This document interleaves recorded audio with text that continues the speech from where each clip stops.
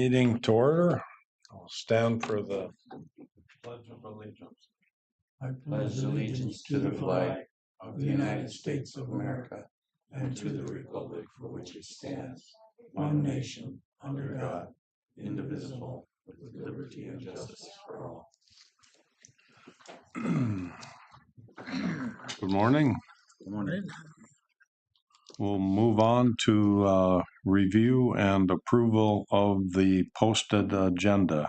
So moved. Joan moves. Second. Paul seconds. All in favor, say aye. Aye. Opposed? Agenda approved. Moving on to consent items. We got the board minutes and warrants, two groups of warrants. I'll move. Warren moves. Second. Joan seconds. All in favor of the consent items, say aye. Aye. Opposed? Consent items approved. Moving on to the county board member issue form. Joan?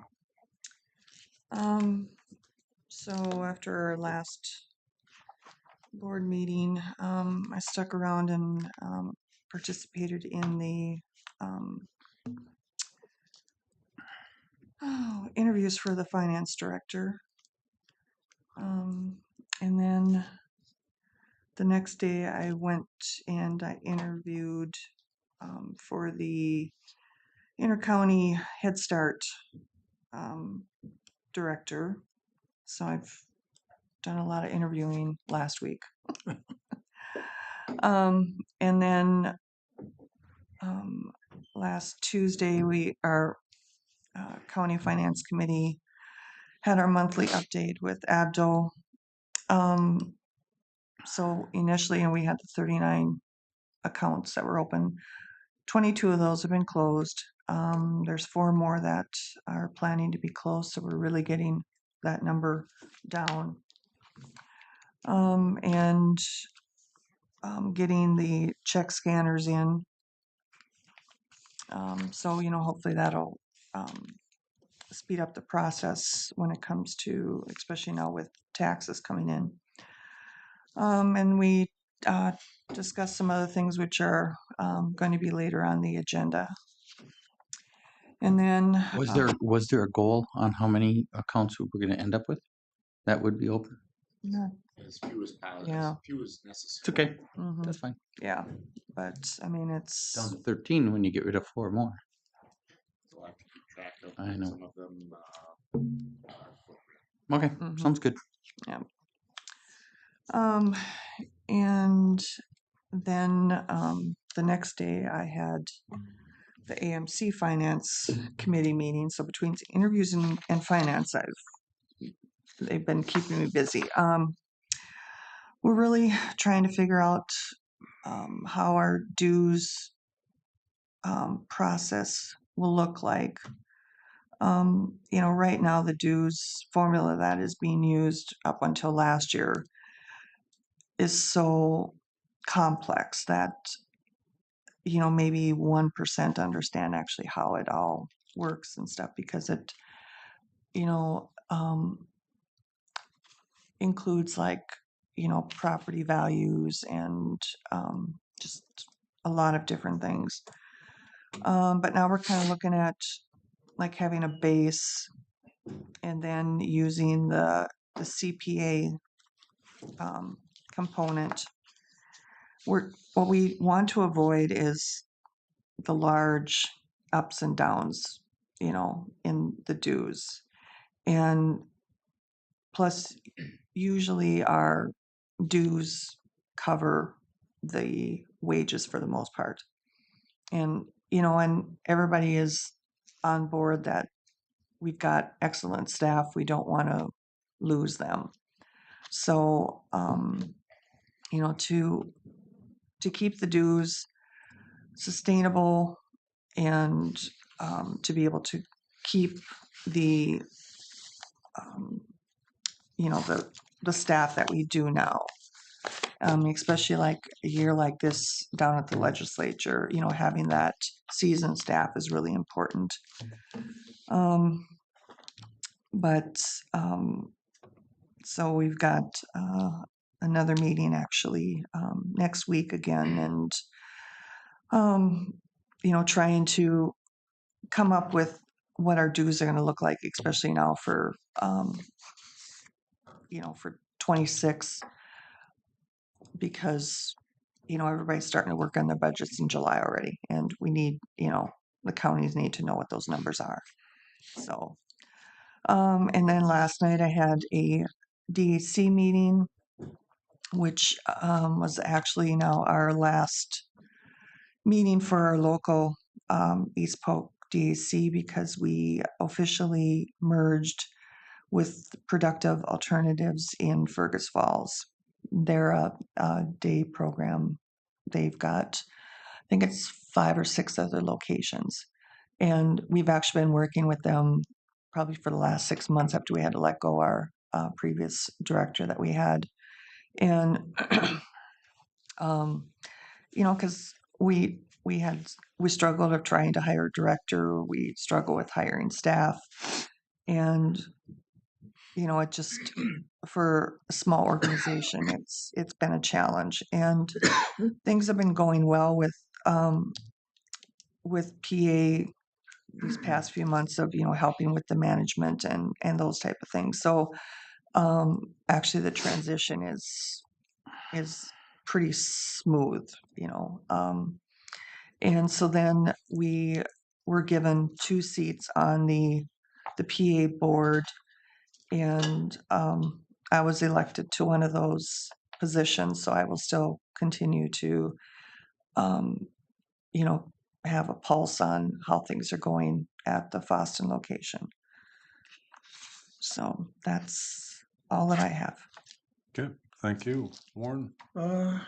Fifth week of the month is pretty slow. I didn't have much going on. Had West Central Regional Water District meeting on Monday, and then I met with the East Grand Forks Mayor Mark Holstead on Thursday to talk about the memorandum of agreement that's pending between the Marshall Polk and West Central Water Districts. Mark is a little hesitant to sign that thing until there's more of an agreement between the 2 districts. He was pretty well locked in on that one.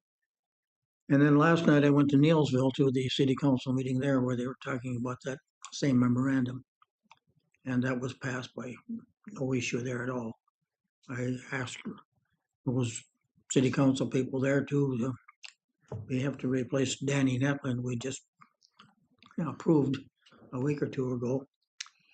So we'll have to replace him on that board now. And none of the Neilsville council people were interested in the job or would take it.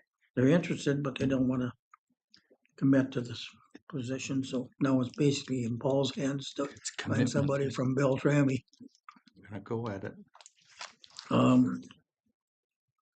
Then I had some water fight stuff over the weekend, and I had Northwest Regional Development Commission committee meeting and the board meeting tonight, and that's in Warren. That's enough for me. Monday next week is Tri-County Corrections. Okay, thank you. Paul? Tri-Valley, since Jason's leaving, there's a lot of stuff been going on. 2 weeks ago, they had a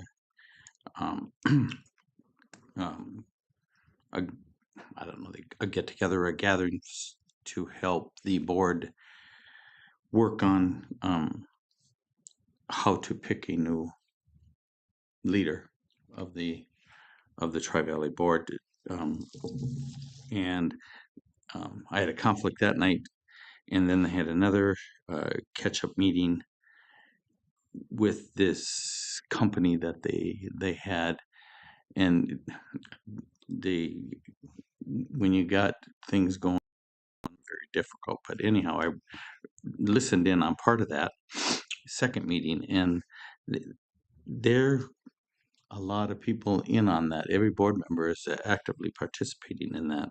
So they're working on it, and Jason at least is participating on working towards guiding the board into um, finding the replacement as well. So we meet on next Tuesday again at the board, and we'll find out what we're doing as far as that interim person.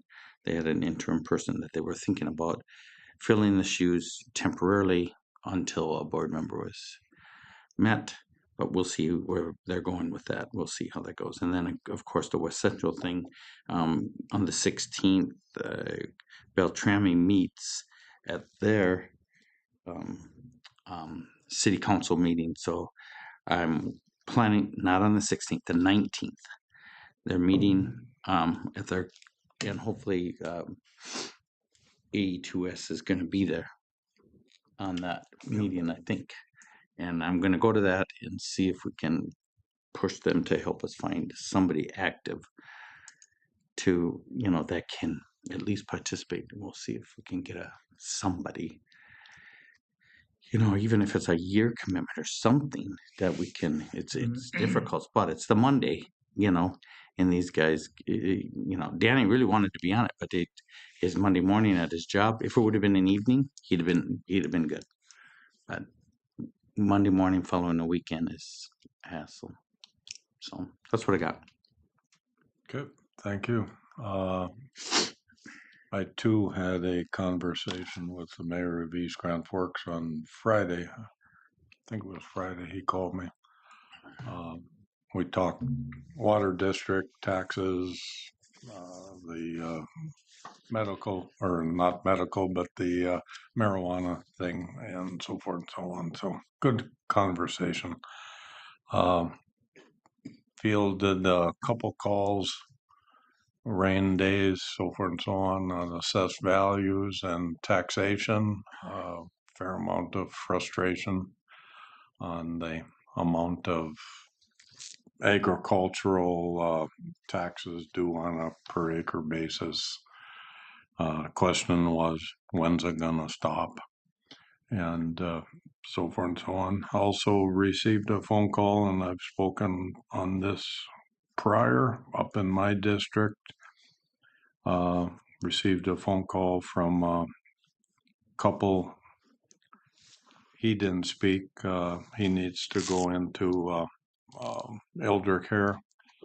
His wife was crying on the phone, and they've tried selling their place and can't sell it. It always goes, people are very interested in buying their home, comes to the mortgage company is requiring flood insurance, and the rates are anywhere between $6,000 to $8,000 per year, and the buyers step away from it because of that requirement by the lenders. I believe this is number 6 up in my district, and I get it, and I understand.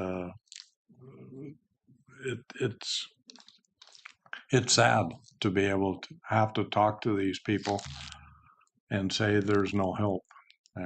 It's really sad. And until you're in that situation, and I spoke about this in the 97 flood, when your home's getting bought out, lifehood of memories in that house, and so forth and so on. And even where our farm is, 8 miles away from the river, we're going through the process right now of building a dryer complex.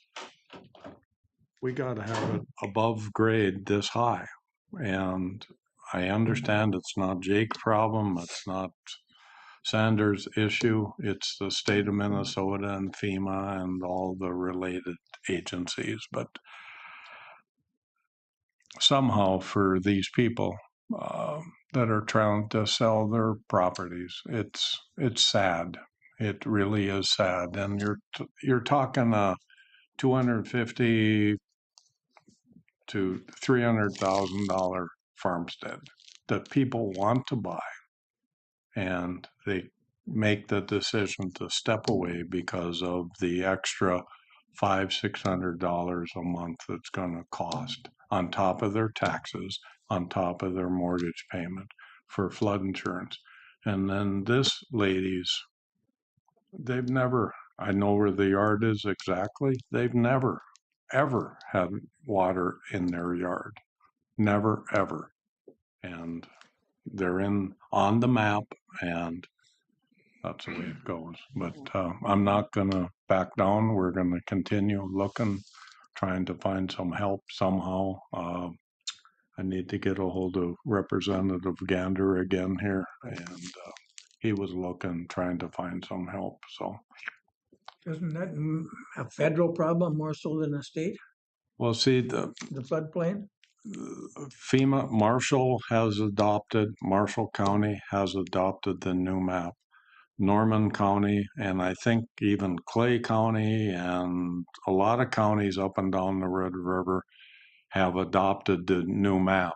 And in some counties, the floodplain changed 6-8 inches, either up or down. And depending on where your property is and so forth and so on, it can do this. For whatever reason, and Mr. Snyder, I think this was the beginning of March, we spoke about this. For whatever reason, the state of Minnesota and FEMA pulled back the last time this was discussed, and since then have started to revisit the mapping in Polk County, and Jake's working through the process.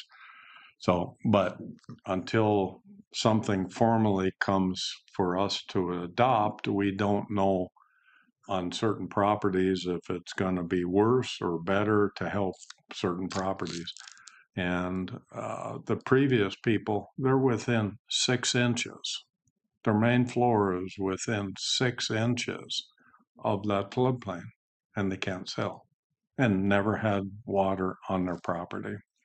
And that's the sad part of it. There's got to be some exclusions.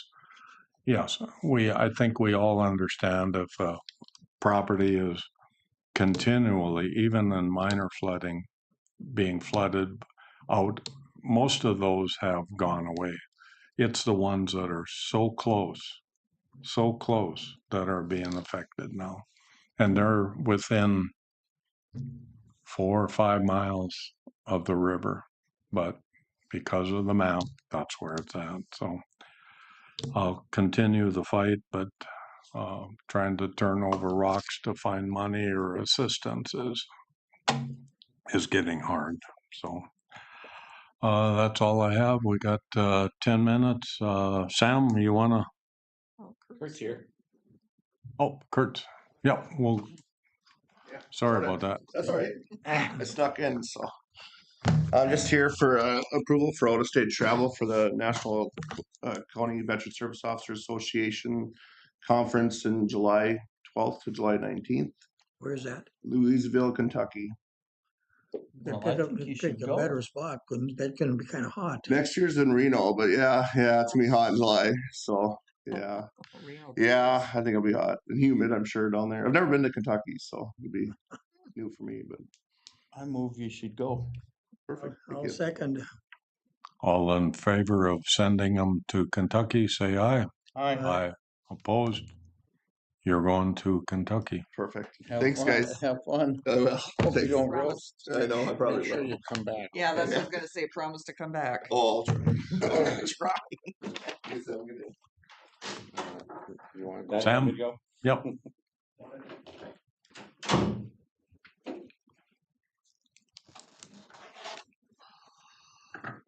Hi, Sam. Good morning. Morning. Let's see if we can jump to this page. Chuck, can you type 219?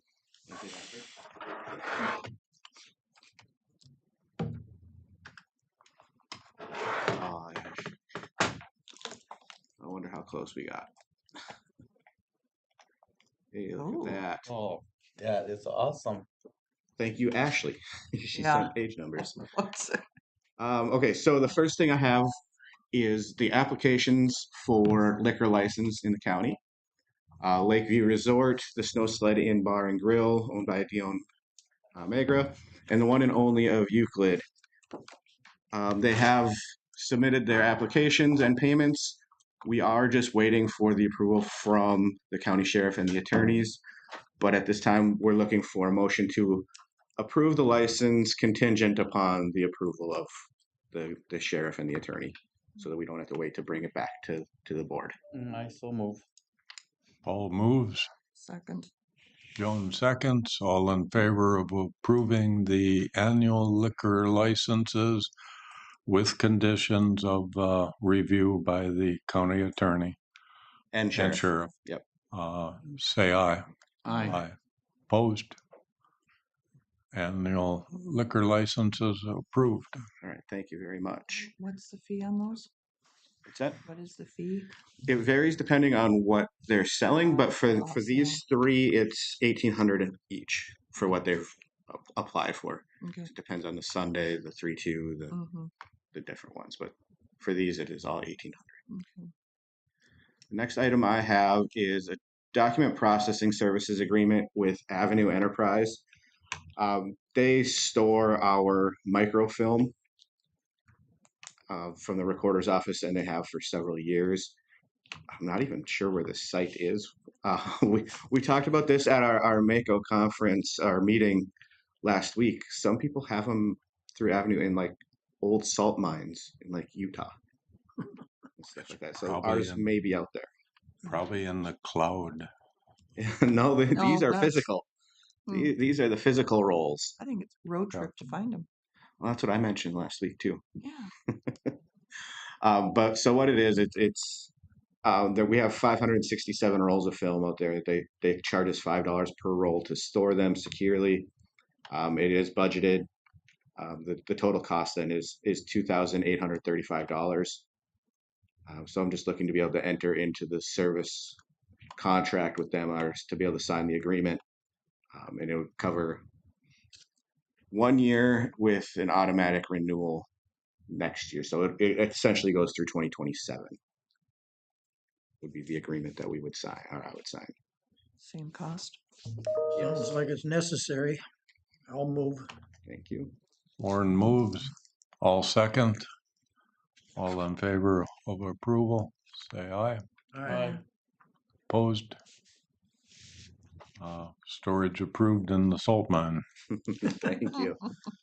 Let's see. On a related, Sam, on a related, I remember a few years ago, there was volunteers needed to help copy stuff. Is that process been done? Scanning? Yeah. No, that process is ongoing. We have a lot of people helping. Like we average probably close to 130 hours, if not more, of employee time per week or per 2 weeks. So Okay. that, yeah, there's people here before hours, after hours. One of our custodial staff comes in at after she gets off at like 2 in the afternoon sometimes, and puts in a few hours. But yeah, there's a lot of people still working on the scan project. Do you see a sunset An end to in that? sight? Not quite yet. As far as a timeline for when it would be done, there's a lot, Okay. and it grows every day. Are you getting rid of some of that paper then? We do have some there. It's figuring out what can be destroyed or getting Mhm. brought out, and what needs to be retained. I don't want to be the one who destroys all of those big books, and without offering them to the historical society, things like that. Like we want to, if somebody has space to preserve them, we would definitely look into that once we got them done, because they're unique books. Some interesting information in all of them. Does any of the scanning get over to the microfiche? The microfilm? Yep. No, I believe all of our microfilm is completed, and that's why it got sent off when it did. Okay. Yep. So I don't believe we would be adding to that. Okay. So that Thank you. storeroom down emptying out real fast. No. will say we need to do a little more concerted effort on it. It has been set up. They're volunteer but paid employees. Yeah, it's voluntary overtime. They are definitely paid for their services. There's still a lot to do because I've gone down there and looked, and there's things that are just waiting right now to be pitched.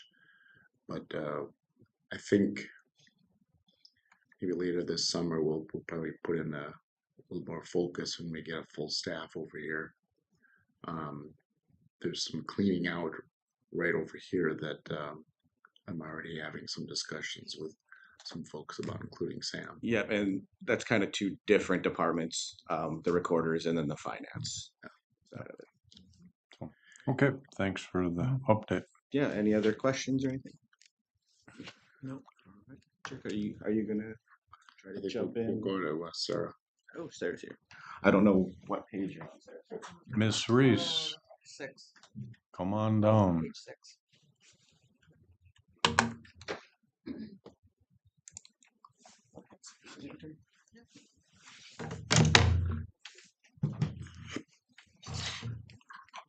All right. First things first, we have our opioid settlement fund. So last June, wow, that's almost a year ago, we came to the board and talked about the opioid settlement fund and made our first set of recommendations from public health. The MOA from the state identifies public health as the chief health strategist for the opioid funds. And so, along with public health, the Opioid Advisory Council that we've named brought recommendations for funding based on an RFP process that we executed. And we had recommended at that time 8 applicants. And in addition, 2 applicants that were recommended for follow-up consultation and then subsequent funding, each at $50,000. So we've processed all of the applications except for one of these 2 that were slated for follow-up. We were just recently we've met with the New American Integration Center. I think it's 3 times, one in the fall, one in the winter, and then one most recently, just to make sure that what they provided in their application and their work plan and budget were that the language was matching up with the allowable funds, like the concept and the work that they're wanting to do. Definitely aligned. So we needed to make sure that the wording aligned, that the wording was applicable. So we got that all lined up and we both agree on that wording. We also met with some community partners because this work is also about sustainability. And so we recently had a meeting with the New American Integration Center and Illuma about how they work together and how it works in the community. And so, again, I think we're on a road for a really a good path. And so I'm happy to be presenting the contract today. It's the same contract we presented for the other community partners around the county. It is for up to $50,000 for the New American Integration Center, which is based out of East Grand Forks. From the Polk County Opioid Settlement Fund, which is its own fund, dedicated fund within the county. And then this is the actual contract agreement, which states all the same language as the prior contract agreements. This will be a one-time contribution or whatever. It doesn't, it's nothing ongoing. Correct. So this particular agreement is slated for June 1st through December 31st. And then the council will be coming back to the board to make a recommendation for future funding. So for example, if we get to the end of December and we have partners that are currently receiving funding that it would benefit our county to continue funding them, the board might consider that. Or we might consider a new RFP process because, for example, we discussed at our council meeting that there are some partners potentially in Eastern Polk County that weren't ready for our first RFP process last year, but now might be more ready. And so how do we potentially support initiatives that are moving in that have a successful partnership going, but then how might we also encourage new partners to apply, making sure that we're really clear about the things that we fund have to be on that appropriate use of fund appendix from the Attorney General's office. So we're being really mindful about what's funded and how long it's funded, and the funds were always only one-time funds. So there was no obligation for us being the funder long term, because there is an element in the work plan that they had to talk about their sustainability plan. So any future funding would come from county finance rather than from Yeah, so future funding, if they receive future funding, it would still be from the opioid settlement funding. It would Okay. not be from county tax dollars. Okay. And that's been very clear as well. So if for some random reason the opioid settlement funding went away, which it wouldn't be because we're getting funds over time based on how those settlements are happening. But if that funding for some odd reason went away or was taken back or whatever the case might be, this is only funding from that fund, no county tax dollars. Thank you. So 2 questions. Sure. One, what is our balance in that fund right now?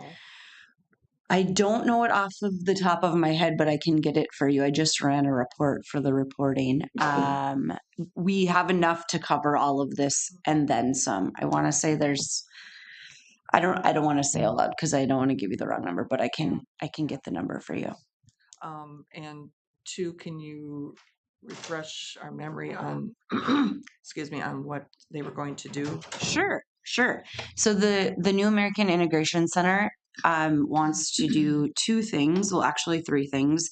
The first is around working with community members, and it's about risk and it's about prevention. So what do they need to know about opioids? What do they need to know about opioids and other like drugs that are in the community? What to look for? How to dispose of meds?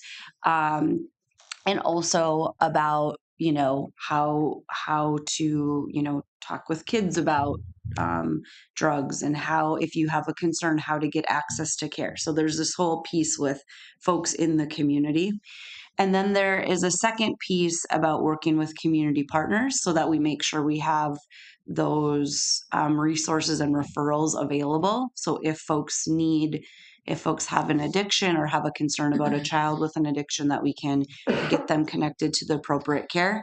And then the third is support. So if someone is in addiction or recovery, that they have applicable supports related to sometimes transportation is a barrier in the community. So like getting that person to their appropriate appointment, or a short-term housing support, or helping them. One of the conversations they're having was like helping, for someone to be most successful in their treatment, it's having all of those supports around them. So if someone's trying to apply for a job, to help them to work with employers to make sure that we can find the right fit to be the most successful. So it's kind of 3 different parts.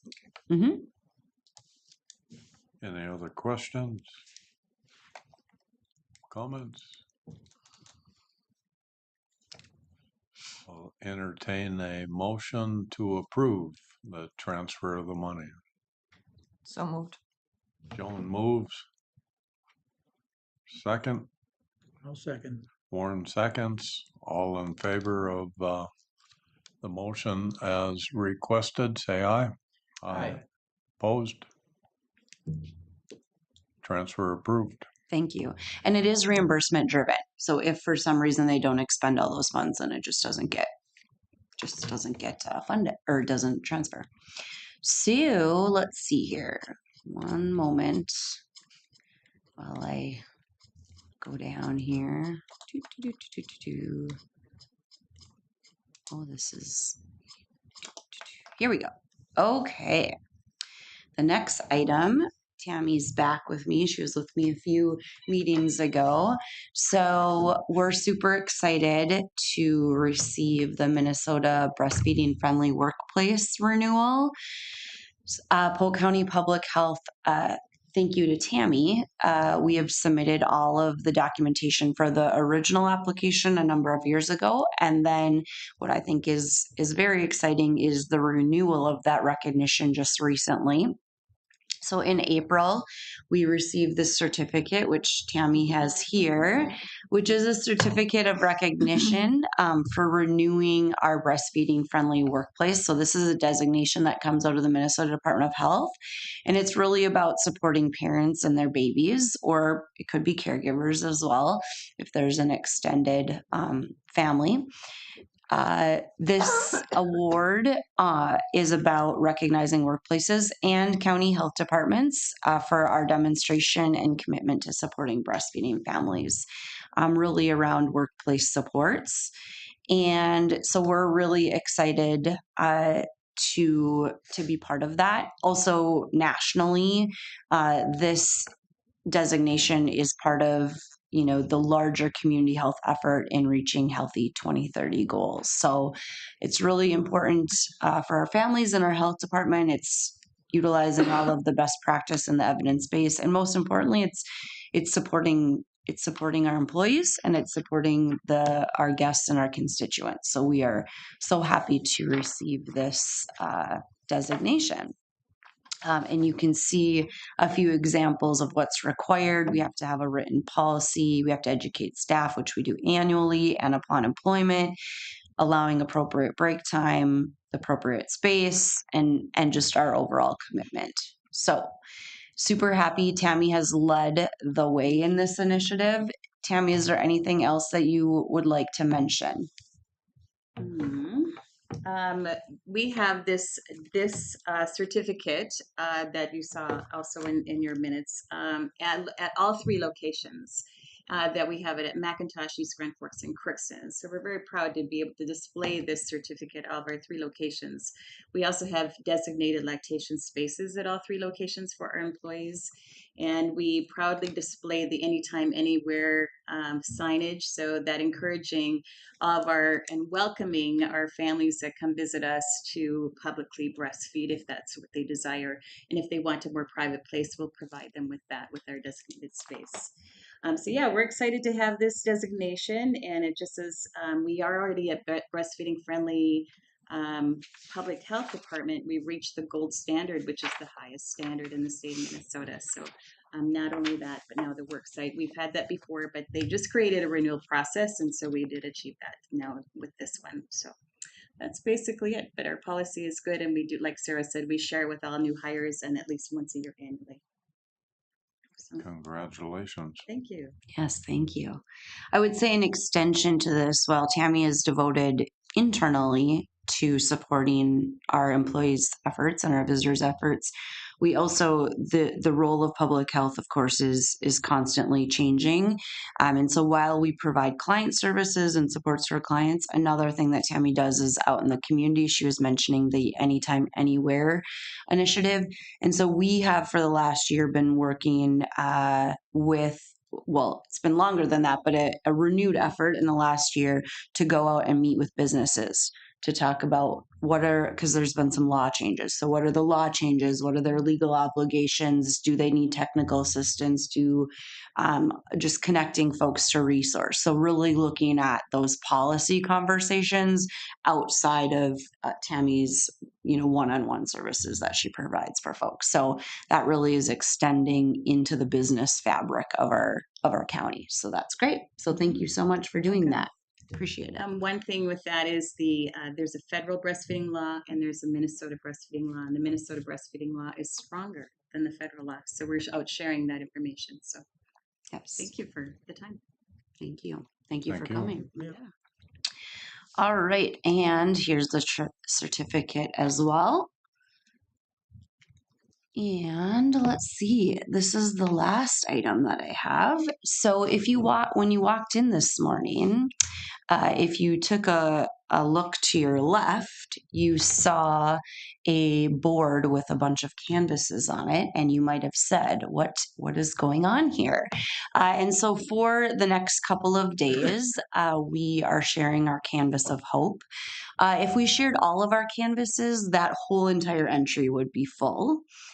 So we have, as part of COVID, we did a COVID impact assessment that was part of a larger community health assessment. So we had to, every 5 years, we have to do a community health assessment. And at the time that we were doing our assessment, we also were coming off of sort of the really heightened time during COVID. And so we also included some COVID impact questions. And from that, not surprising, of course, mental well-being and isolation and connection were top things that we found from those assessments.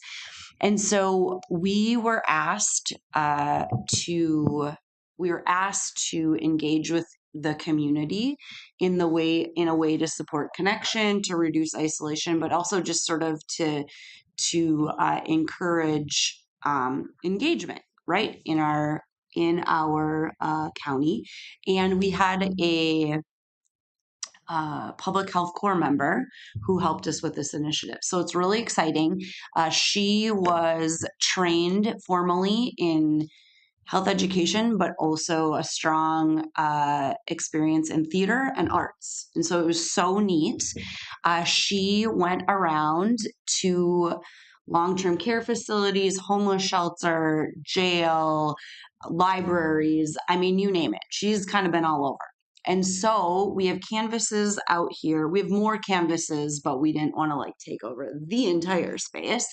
And so she did a canvas art initiative to explore folks' mental health. So there's a variety of art modalities, and really folks were prompted with 3 questions around mental health and well-being, and then they expressed themselves through this canvas. And for those that wanted to like talk further with her, that was the opportunity. It was also a connection opportunity. So lots of people got to meet new people. And so now the canvases are on a road show. We started that out with the fair last summer, the Polk County Fair. And since then, different places have hosted what you see out here.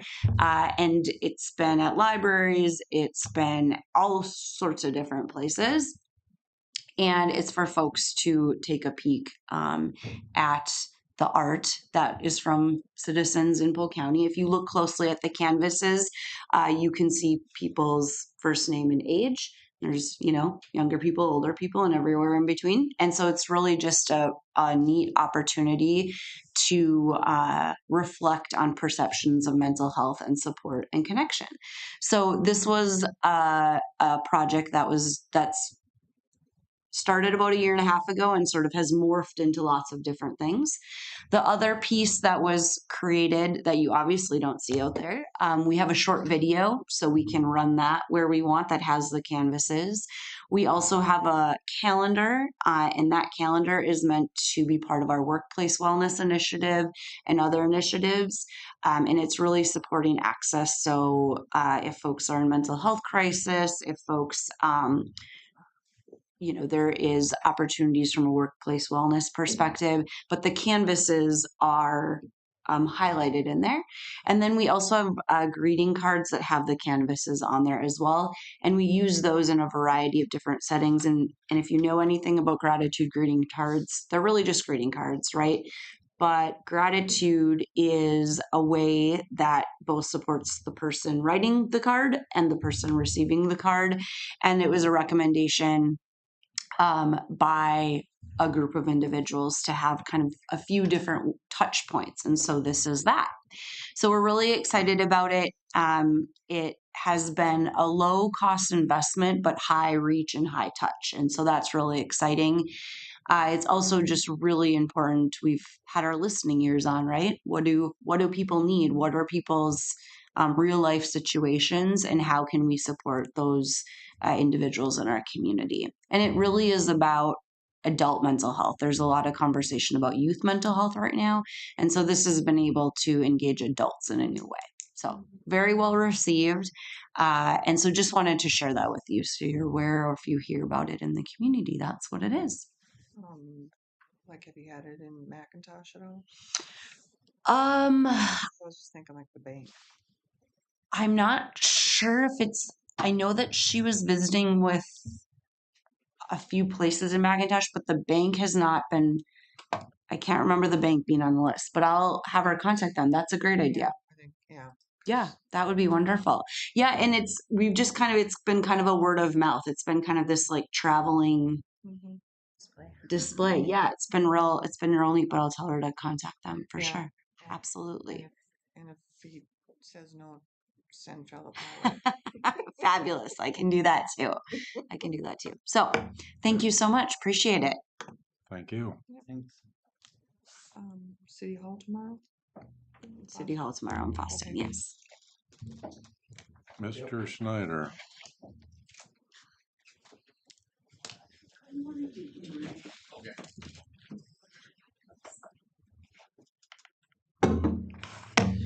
Morning, everyone.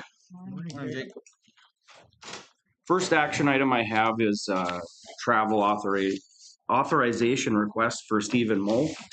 He's our GIS coordinator, doing a great job for us. This is in our budget. We planned for this. This is something that former GIS coordinator and technician would go to. Some of the things at this conference, it's in San Diego. Some of the things that Stephen's hoping to get a better grasp on is some of the GIS server management, hub and open sharing data policies. There's some high level stuff at this conference. And if you imagine that technology changes daily, and so they are going through transition with our GIS from certain ArcGIS to Arc Pro. And what that means is that transition is a little bit different in regards to how that program operates. It kind of has switched from its old template to more like Microsoft suites and things is really the transition, but he'll have to technically advise staff and things on how to use the Arc Pro system because they are abandoning that historic ArcGIS desktop version. So just looking for a motion to approve that out-of-state travel request for Steve to go on July 14th through July 18th, San Diego. Motion to approve. So moved. Joan motion, second. Second. Warren seconds. All in favor of the out-of-state travel request, say aye. Aye. Aye. Opposed? Motion approved. Thank you. I And appreciated his, description of like what he's planning on doing and yeah, he put that together last week and put it on my radar because it's coming up quick, getting and securing those tickets and things. He saved some money doing that in advance. So Is the office at the highway department? nope, his office is at our facility out at the transfer station. Okay. Yep. He moved when he started with the county last summer. Mm-hmm. So he's got a big open office. It's kind of a room that we furnished for the GIS. He's got all the room he needs. We joke with him he's going to get a little putting green or something in there to fill the space. But no, he's doing very well for our department.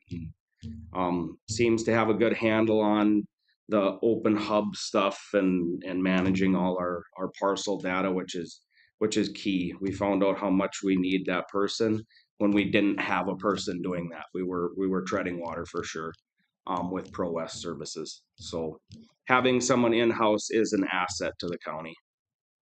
So, and then next action item, I'll have John Zavril and Dan Zavril kind of join me here if you want to slide a couple chairs up. This request is an interim use permit for RJ Zavrils and Sons to operate an asphalt batch plant and contractor yard. This project, so just a couple things here I wanted to touch on. We did grant an interim use permit in 2023 for a 1-year term. At that time, the applicants were not the owners of the property. Marion Olson was. So it's the Olson gravel pit in Chester Township. And they did operate out of that for a project that they had in 2023. Had no issues with neighboring landowners during that operation. Residents around it didn't seem to be impacted by that particular project. In 2023, it was kind of a 3-week project. Now what's changed is applicants do own the parcel. They are the sole owners of that parcel, 120 acres in section 26 of Chester Township. It is an operation of a gravel mining operation. Very large pit, not the largest in Polk County, but that area has extensive aggregate that's used for all kinds of base projects and asphalt batching. And I think I provided a map that shows all the different aggregate mining going on in that area. So this particular request would be for a 10-year term for RJ Zavrels and Sons to operate their portable temporary asphalt batch equipment on the site. Some of the things in the zoning ordinance standards that follow suit with asphalt and concrete mixing plants, they're portable under the following conditions. Plant and equipment must be located and screened in such a manner as to provide the least environmental and aesthetic impacts on adjacent properties. Traffic to and from the mining site shall be routed to avoid streets that primarily serve abutting residential properties. All federal, state, and local air, water, and noise standards must be met. All necessary federal, state, and local permits shall be obtained by the operator. Hours of operation shall be determined at the discretion of the zoning administrator based on noise, traffic, air control mitigation measures, and aggregate mined on the site must be adequate for use in asphalt or concrete and must be the primary source for the aggregate used in the plant. That's the key, is that we aim to locate with our regulations these asphalt batch plants in the pits that are providing the aggregate to do so. Not that we're double trucking materials all over the place. This has access right off State Highway 92. And so that access right now is off a major state highway. We're not utilizing local township roads to get to this pit. It's all off State Highway 92.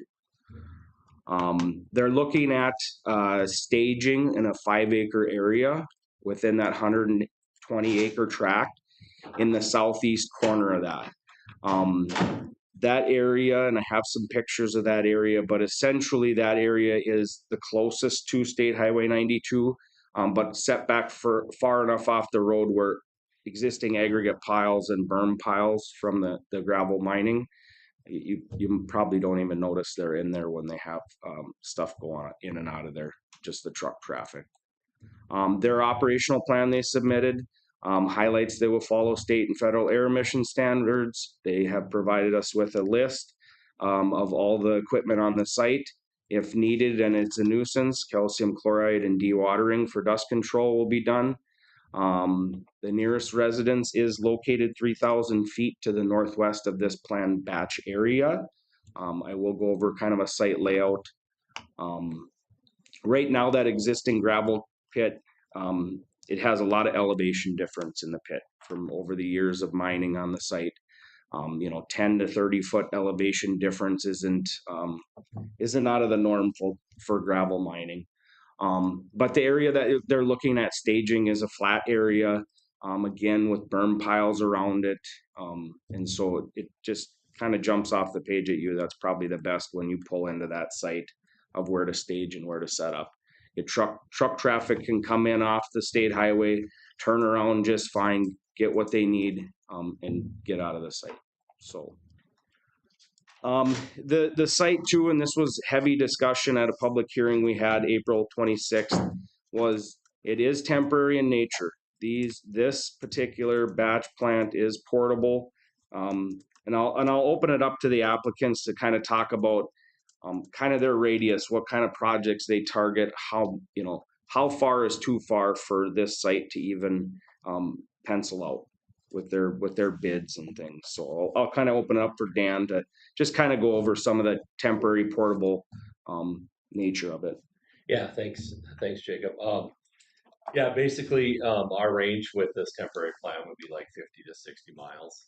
That's, anything over that doesn't really produce a good product for us or make economic sense. Right now, currently, we're looking this is our mainline plant that we would be setting up there, which we would use on county road projects. Right now, we have a project in Pennington County. We also have a project in Polk County that we would be using this pit for. going forward, we're not planning to set up there in June and run all summer long and try to do commercial projects out of there. We're just gonna try to use this as a base for when there are county projects in the area that we can set up. The reason we wanted to ask for a 10-year permit then is so like every year when the bids come out, we don't have to go through this process of, do we have permission to put a plant up? Don't we have permission? Can we bid the project there? Because most times you only get like a 2 or 3 week ad for the construction projects and go through the whole process, as our Canadian friends would say. You know, we just don't have that time before the bid goes. So that's basically our reasoning for that. And we will be taking some of this aggregate out of the area to other locations to do other projects for state, county, and federal areas, just as it was operated in the past as well. And this business for RJ Zavros and Sons, they do have various locations throughout Polk County where they're operating interim use permits with the county. We've never had any calls, issues, nuisances operating out of other pits. Just east of Crookston, they have one just east of the landfill site they operate out of there. So like Dan says, is there's a distance to these things, you know, that it doesn't make sense to stage out of, because their product can't get on the roadway, and it reduces how long that stuff will last. And so that's why they kind of have these hot spots of where they're needing to set up these to do our projects. We have to maintain roadways, which is an important thing. Is we all want good roadways that aren't filled with potholes, and obviously you got overlay projects all over. So my point is that in the ordinance, in our comprehensive plan, it all discusses that these things should be where the aggregate is, not floating out in all these industrial districts right across from residences and cities. So I'll go over some comments we received. Nearest landowner did contact us. Nearest residents, I should say, sent a letter to our office during the interim use permit notification period, voicing her concerns about the location of the hot mix asphalt plant. She believes it's too close to her home. She is concerned with the smell of the operation, not being able to enjoy the fresh air of the area. She notes that the wind is typically from the south and believes it will cause headaches from the smell of hot tar. She does have concerns about being able to enjoy outdoor activities with her and her daughter, and also that her home's value could have an impact with that asphalt plant location. She did state that there is another asphalt plant within a mile of that location and feels there should not be another one closer to her residence, and states that the gravel operation is already noisy enough. The pit that she's referring to is Knife River does have a staging area on County 8 there. Just on the east side of 8 there's a pit that is owned by, or 6, I'm sorry, 6, that's owned by Minnesota DNR or Minnesota Lands and Recreation. They have a pit. Polk County has a pit right west of that. I believe I provided the aerial with all the aggregate mining in the entire area, and there's probably 11 pits within a 5-mile radius. Oh, I did not include that, but this is the entrance into the gravel mining operation. Operations would be set pretty much right in this right area after these aggregate piles and rock piles. This is kind of that area right north of here. I'm looking to the east. And then this is the gravel mining operation currently. Residence for Jennifer is pretty much kitty corner here. If you can kind of see my arrow, I know it's hard, but in this location, there's kind of some trees and off a township road. I am actually on that township road now looking over. You can kind of see some of the aggregate piles, but it is a pretty good distance away. I am near Jennifer's house. I didn't want to take pictures of her house, but her driveway is right off to the left I'm looking at. the active gravel mining operation here. So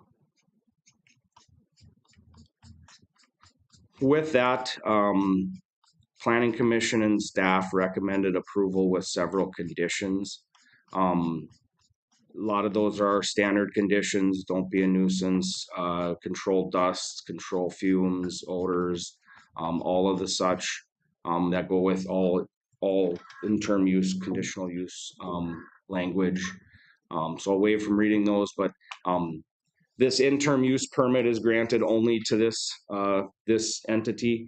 It doesn't go with the land. It is only to RJ Zavels and Sons. They cannot sell an interim use permit. That is standard number one. It doesn't follow the land like a conditional use permit does. It is to these sole operators to do that. It shall be valid for a period of 10 years. They can reapply for this after the expiration date or before the expiration date. They can reapply through us.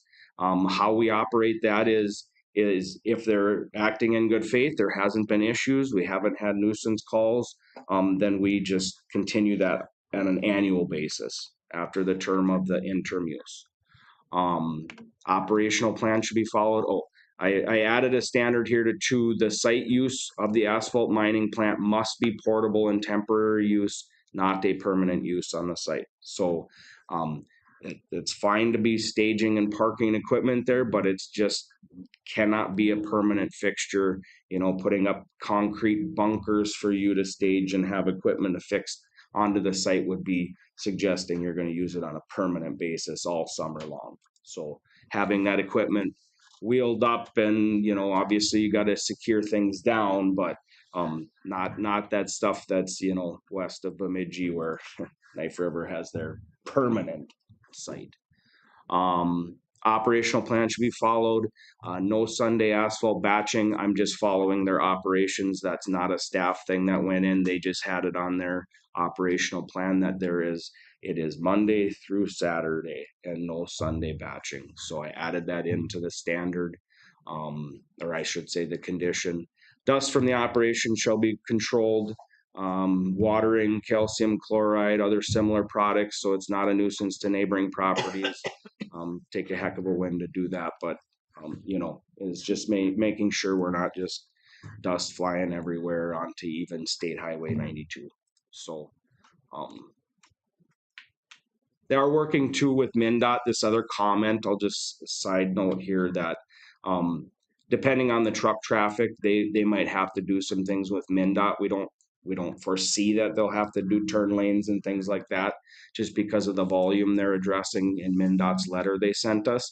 But we've already told them they need to secure that with the state, Terry Condon with MnDOT, if they're going to require a turn lane or something else. So that was a comment that MnDOT had. So they have Terry's contact information, and they'll work with the state if they need to do that. So. Question, Jake. Yep.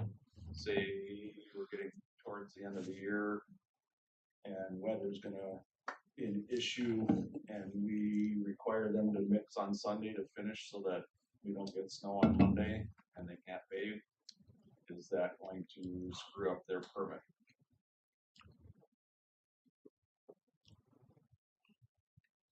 I would say just giving staff a heads up that that's the situation so that we can note it in the file that it was more like emergency circumstances. That it's not an annual thing you're doing Sunday batching is really why the standard's there.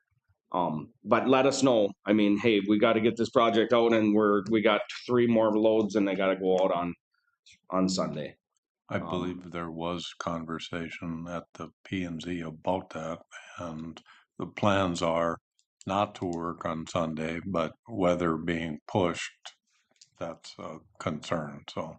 Well, typically we don't allow it, but yep, you never know when Mother Nature's gonna throw wrenches a curveball. and you wanna finish something, so I just don't want to do something that would screw up their permit if we're requiring them to haul on Sunday if they're on one of our projects, so.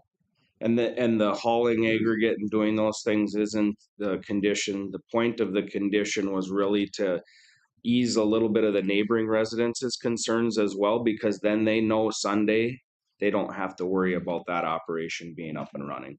If it was a emergency situation where we're trying to finish before freeze up and we got half a day of operation, we will make that judgment call if the board's okay with that as a staff. And if the batch plant wasn't operational through July and August and the project comes up in October, beginning of November, that's a key in this discussion also. Matter of fact, it was my discussion that led to number 2, because by nature, a 10-year permit is, in my opinion, almost a permanent situation. And after hearing Mr. Zavel speak to the needs of their company and the process and the permits and so forth and so on, like you said earlier, knowing that when they bid projects, that they have the permit in place, there's some rationale to be portable, but under the 10-year requirement or the 10-year The timeline timeline, of it, yeah. and which led to number 2 being IUP for 10 years, but the batch plant must be portable in nature, which chances are it's going to come and go depending on where they're bidding work, so forth and so on. So I think it's a good plan, as long as the staff is aware of Sunday working. If None of them won't work Sunday. Would you notify the local residents then that they'd be hauling on Sunday? I'm just asking. I don't think we would make that call. We would probably field a few calls on Monday. What are they doing? Why are they doing that? And then them working with us, and we know then it was an emergency situation, then we can relate that to them. Okay. If we do get those That's fine. calls. Because temporarily we do, over the years, I've worked for the county a long time. I think I've got 2 calls on asphalt batch plants, both different contractors operating it. Had some issues with just how the weather was holding that particular emissions down closer to the ground. Spring, that tends to happen when you have cool nights, and they add stacks to it. They do what they need to do. That situation, they added about 20 feet of stack on it, got it a little higher up. The wind was able to take many years ago, though. So all this stuff is changing so rapidly with the bag circulators and dust control measures and things they have to do on a state and federal air emissions. They're always tightening those up. We know that from our incinerators. We're doing testing a lot more. We're doing a lot of emissions things. So, Is there any way to add in there, emergency, only can work on Sunday on an emergency request approval? it's up to the board. I mean, at least then you have that window. I think you can have discretion. The person can't say Yeah, they I never think had you it. just leave it as discretion. I like it in there as is to kind of show that it's not supposed to happen, right? Yeah. And it's not that we would have to give you the okay. Yeah. It would have to be a dire situation where you're coordinating with us, giving us a call on a Monday saying, hey, this is the project we got, and we got 7 days to smash it out. That we're gonna try not to. And then you call me on Friday, say we're gonna have to batch on Sunday for 3 hours. Then I know. does staff or your office have approval process to grant variances to a IUP? It wouldn't be a variance, but if the county board feels that I have enough discretion in my duties that I can make that call, then I'm comfortable with it. If not, then I would want it to be worded emergency services only on Sunday. And I would say like in Clay County, we have the same type of situation there where we have restrictions on hours and days. And if we got into the same spot, Matt from Clay County would expect the same thing. Give us a call. We'll work through it. We'll talk to the residents. And, you know, it's the one-offs are the things you don't want to write in there because you're hoping to not have to. We're hoping not to have them batch on Sunday. That's the point of the standard. Yeah. Since Mr. Sanders threw the football, we're gonna throw it back at him. It's gonna be at his, yep, it'll be, Know if there's a process to allow it so that I know if I need it done. it can be done. Yep. The county engineer can Not- advise our staff we need to do this, Mhm. and we can play it that way. I agree. If Rich calls and says that we need this project done, there's 4 inches of snow coming and we need this project done, then I'll have him send me an email and throw it in the file. So if we field that call from neighboring residents, this is why they were batching on Sunday, and they will not be moving forward unless there's another emergency. Right. So we'll justify it that way. i.e. the county engineer should have been more organized a month prior. I think the Zoom is working out. Yeah. I think it's a good plan. So Oh, he's a dirty shirt. Okay, Were there any comments received, like for the DNR for the water permit? I reached out to them. It's still a pending permit with them. That has really nothing to do with the asphalt batching No, interim but use. I just- More of the mining and things on the site. They're having to work through that with the state. But and I already asked the applicants this, if they wouldn't get a DNR water appropriation permit, the site still could be used in this manner for asphalt batching. There's enough aggregate stockpiled in order to do that. And then they would just have to amend how they're dewatering and where they're taking aggregate. Just wouldn't be able to dewater. Right, yeah. So it's Okay. all about that's that permit they're going through with the state. So I have a resolution in front of the board to approve the interim use permit for RJ Zavros and Sons to operate the temporary hot mix asphalt plant and contractor yard valid for 10-year term in our general ag district, section 26, Chester Township, with those conditions. is it kosher for the chair to move? I move the approval. Second. I'll second.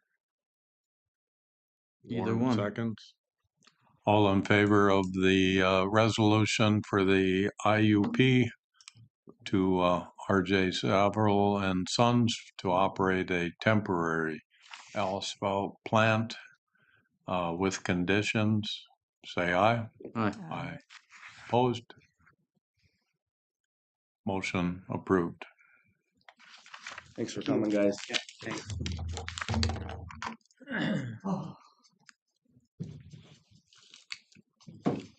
Okay, my third action item I have is a large gathering permit for Amy Smith and Caleb Peterson. River Bottom LLC is the owner to conduct the Johnny Holmes Band concert at the Maple Lake Pavilion this year. It will be on May 25th this year, and geez, I send you a lot of stuff. Okay.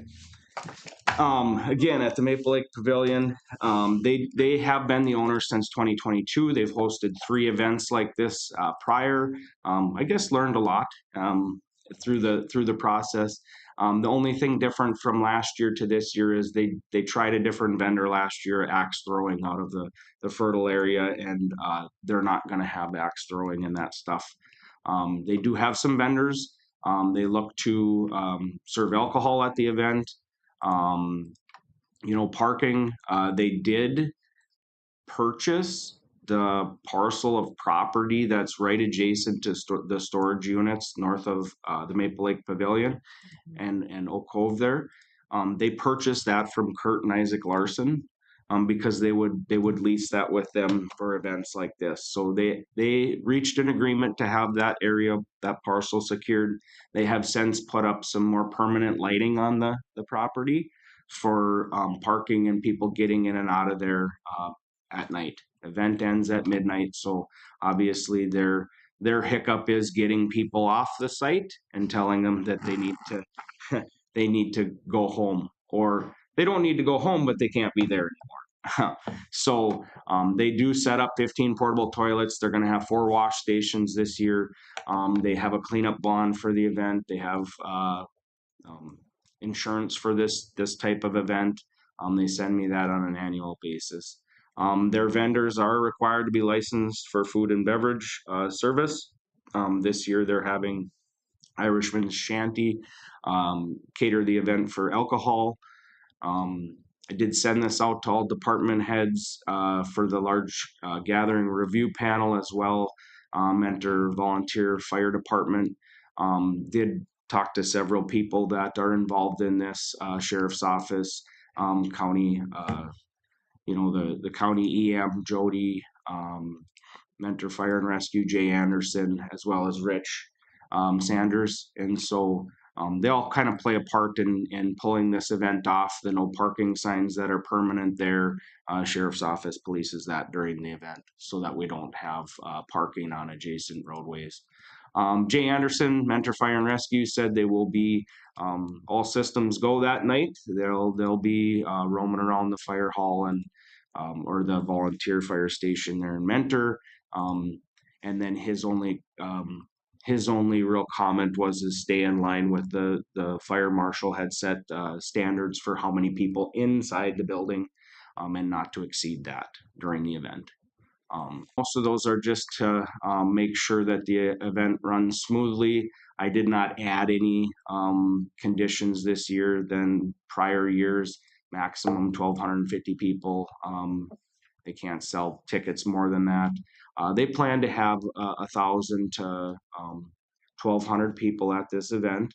Last year, it's very weather dependent. Last year they didn't have even 1,000 on the site, but every year, if it's a nice weekend or something, they could get to that capacity. It is their goal to get to around 1,000 people.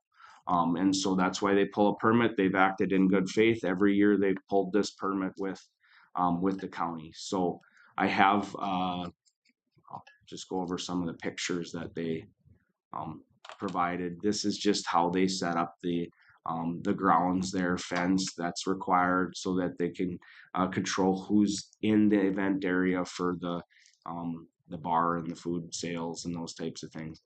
They've done a nice job with kind of getting the pavilion up to snuff and siding and painting and doing some things on the site for maintenance. So looks really good.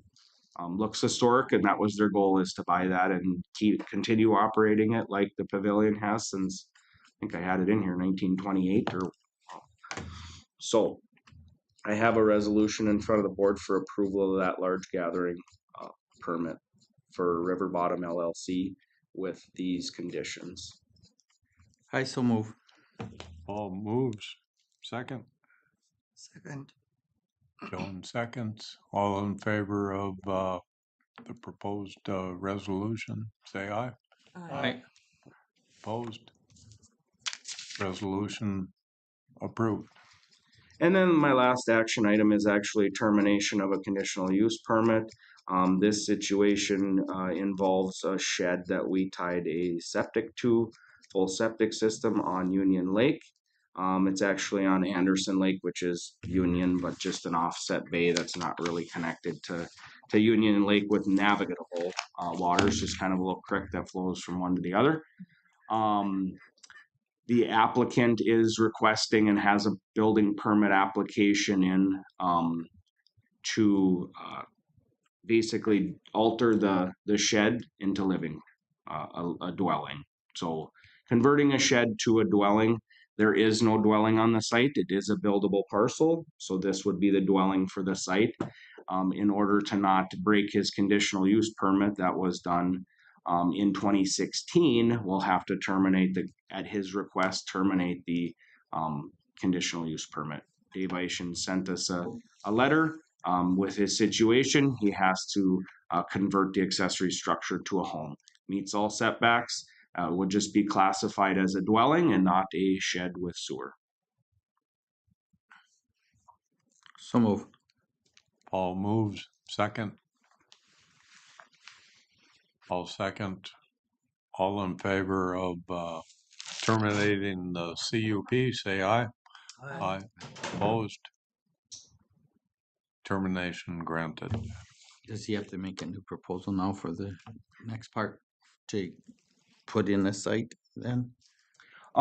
He's not actually doing any type of addition. He's just working within the structure, but he is pulling a permit. That's what triggered this, is we do have a permit application for him to alter that from a shed to a dwelling. And so he's gonna put a sewer system in. The sewer system's already in. Oh, Full okay. sewer system, and that's why he had the conditional Sure. use, because it was a shed onto a septic Okay, got it. passed. Yep.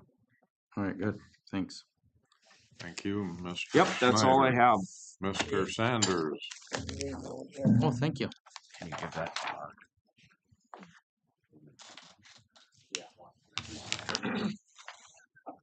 Hopefully I warmed it up for you. I'm only gonna sit in it for 3 minutes, so I don't need it that warm. Maybe. Hi there. Timer's Good on. morning. When are they gonna start on 12?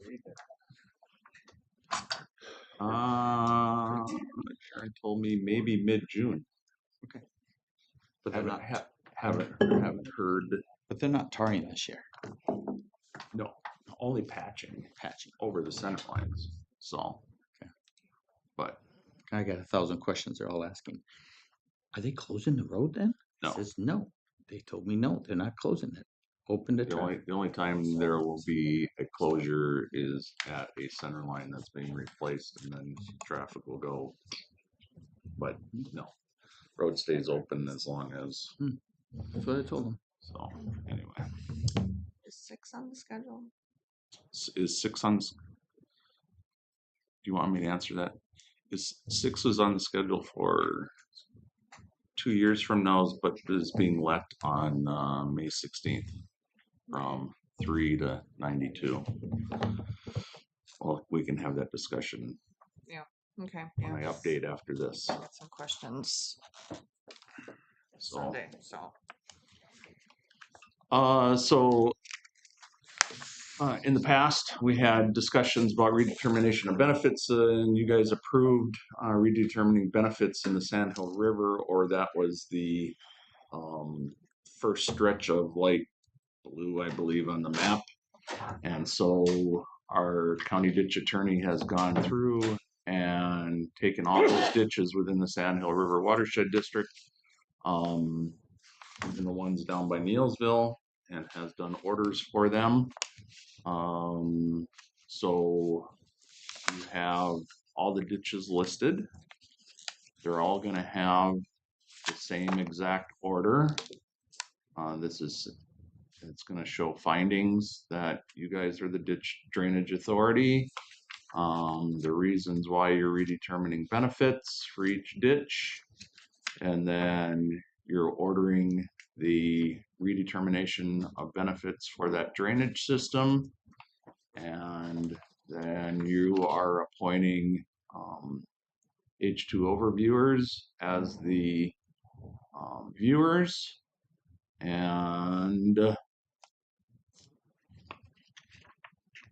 you're requiring the chair and Sam as the auditor slash whatever to sign the order.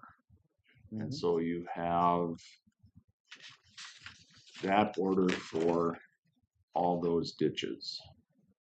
So Sam and I are requesting that you make one motion for all the ditches to approve all the orders and allow them to sign those orders.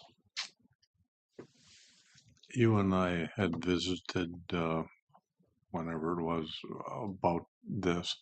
Is there some of those ditches on the findings could be turned over to the Sandhill for operation, or a, what do you call it, Are we going to transfer jurisdiction of any of these ditches to the Sand Hill River Watershed District? I would say no. Not in this area. Okay. Some of all, these- all the ones that we are doing. The only one that really drains into one of their ditches that is a ditch currently would be 93, and that comes in from the north and 85 or something, 86 maybe. And there would be no reason to make that all into one ditch. So the ones out east flow into the river and then through the ditch. So there's no reason to make those all into one, consolidate all those into one ditch. And so in this area, I would say no. Okay. If we run across any that should be combined at the time we're doing the redeterminations, because then that will come back to you guys in the future and say, okay, we've redetermined benefits on all these ditches. We feel these 3 ditches are really acting as one ditch. We should combine them. And here's what the benefits would look like. But right now, we don't have to worry about that. So to be clear, this is just to start the process of redetermining the benefits and the calculations for these individual ditches and how they are applicable. Correct. Anything else would come back to the drainage authority at that time. Correct. This is the light blue section. This is the Sand Hill River Yep. Watershed District section. Yep. Correct. Yep. Yes. Yep. The one ditch we had talked about earlier that might have flown into, was in the wild rice and Yep. flowed into the wild rice, Yep. we left out. Okay, that was my next question. He looked at that and determined that you can't just redetermine benefits on a part of it, which would be the Polk County part. You'd have to do it all with Norman. Yep. So I'm waiting to have discussions with them. We may come back in the future with that, but Sure. right now that's the only one in the Sand Hill River Watershed District that's not being redetermined. And that's down low. That's right along, yeah. Below my place. Yep. So, any other questions? Entertain a motion My to so- approve. My so move. Paul motions, second. I'll second. Warren seconds. All in favor of starting the process as presented of redetermining the listed ditches? Well, you're approving the orders. The orders. Okay, So, the orders. Yep. So you made a motion to approve the orders for the ditches listed. Say aye. Aye. Aye. Opposed? Same sign. Orders approved. What's all those little boxes on that one? Scroll up there. Scroll up No, well, or there down. we It's go. down. Down. So There, this. right. So Sam's gonna check them in. You all voted yay. Yeah. Will Except Heights, for Will Will Heights not here, I so he's absent. So he gets to do all the paperwork. You guys just made the motion. So That's however he that's wants a it to look. scorecard. It's a scorecard, yeah. Do you need a motion to approve yours, or can you just do that? Your director's order. Yeah, I'm just looking to see what year.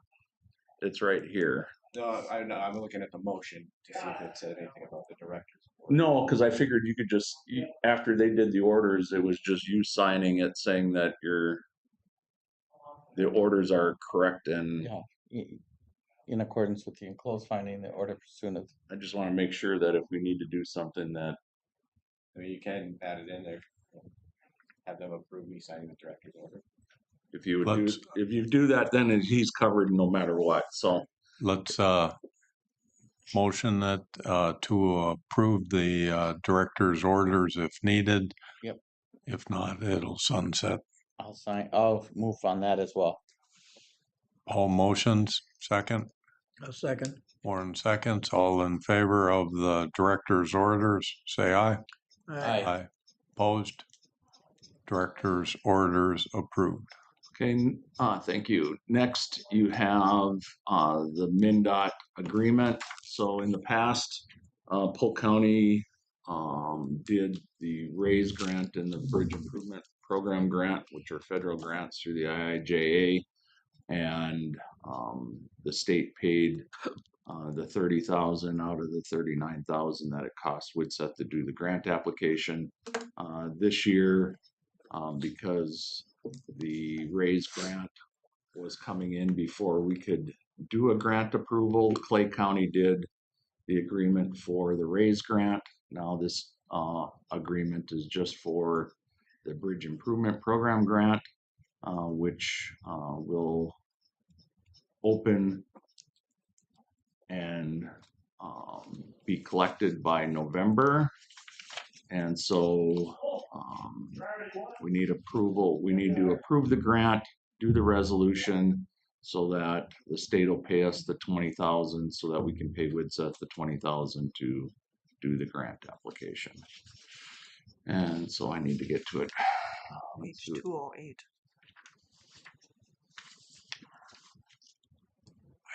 Sign all of those. Yep, you do. Sorry, buddy. There we go. And so we're looking at MnDOT agreement number 1059918 for SAP 060589-002, which is the technical assistance grant. And so I need approval for the chair and the administrator to sign the grant. Sounds like it's a good job for you guys, signing all that stuff. Yep, I agree. I so move then. I'll second. We're doing really good on this side of the table, Joan. All in favor of accepting the grant, say aye. Aye. Opposed? Grant accepted. Now you need to approve resolution 2025-2029, which allows the administrator and the chair to sign the grant. Entertain that motion. I'll do that one. Warren moves, Paul seconds. All in favor of that resolution 2025-29, say aye. Aye. Opposed? Approved. It's a lot of paperwork there. I'm There you just go. scrolling through this and it doesn't end. You said 3 minutes. There was questions, so 10 minutes. So little update. Paul asked, or Mr. Reese asked about CASA 12 and its start date middle of June possibly. So what we have the 5-year plan that we've approved, which included overlays on CASA 13, CASA 21 from the roundabout to East County line, CASA 66 from 21 to the North County line, CASA 49 from Trunk Highway 32 to CASA 12, which is our 6 miles, and then CASA 6 from CASA 3 to 92. And originally, we weren't even looking at those overlays for this year, or some of them were scheduled for next year. The price of bituminous currently is down considerably compared to where it was the last 3 years. So we've been estimating anywhere from $62 to $65 a ton for bituminous. And when Zavrel's bid our 46 just east of town, we got it for $60 a ton. A lot of counties are getting it in the 40s right now.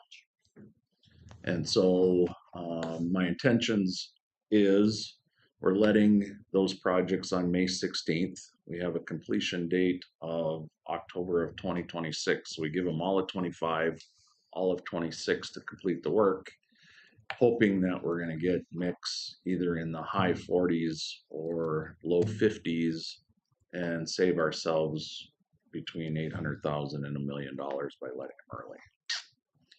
And so once they're let and we know the dollar amounts, then we will decide based on that, whether to award or whether to reject. And then if we reject, we'd just let them again next year.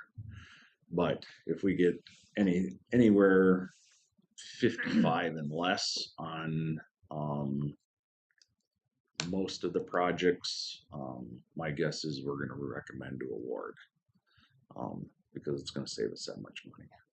You know, you're looking at 75,000 tons at $10 a ton savings. It's real money. So we'll see what happens. So yes, 6 needs work. Yes, it's in the plans. Hopefully, we get really good prices on it because it goes right past the gate of Knife River's plant, and Zavrel's plant is going to be a mile away. So the cost for producing bituminous for that one should be non-existent, you know, as far as transportation goes. 49's right on the way to their project on 46. They should get decent prices. Red Lake just led a project from Plummer to Oakley, and they got mid-40s on theirs from a contractor over in Grand Rapids. Really? And they're on our plan holders list, so they're in the area. So we're going to have good competition, at least for those 2 projects. We'll wait and see what 13, 21, and 66 comes, but I would assume we'll get the same response for those 3 as well. So You said June, oh, sorry. No, go ahead. Go ahead. June what? June what? mid-June for 12. Okay. That's what Yeah, that's Knife fine. River is telling my assistant. Thank you for helping out Mr. Jacobson, and thank you for helping out Tim Olson. Well, and we're still working with Mr. Olson on their roadway, which is a Garfield Township road, but also a Private. road. Mhm.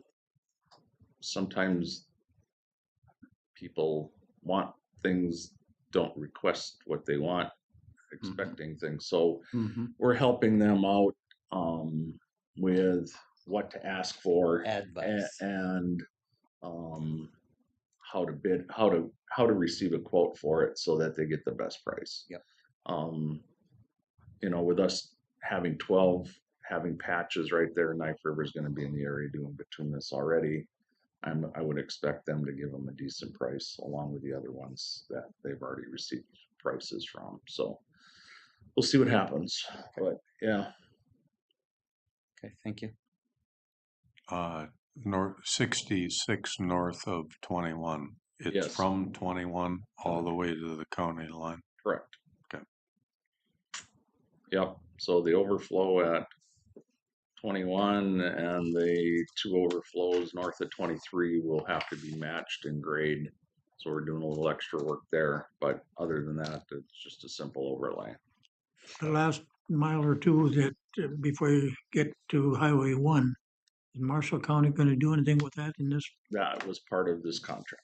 Okay, So theirs is we're doing theirs as well. okay. Will that Texas wash over disappear Nope. on 66?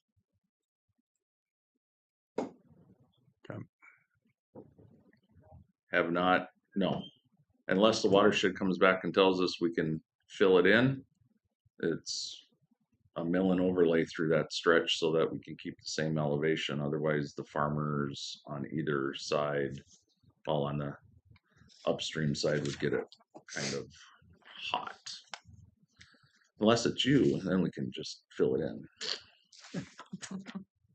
Kidding, but Okay. no, we have to keep those overflows. They were permitted that way. So, Thank you. anything else? Yes.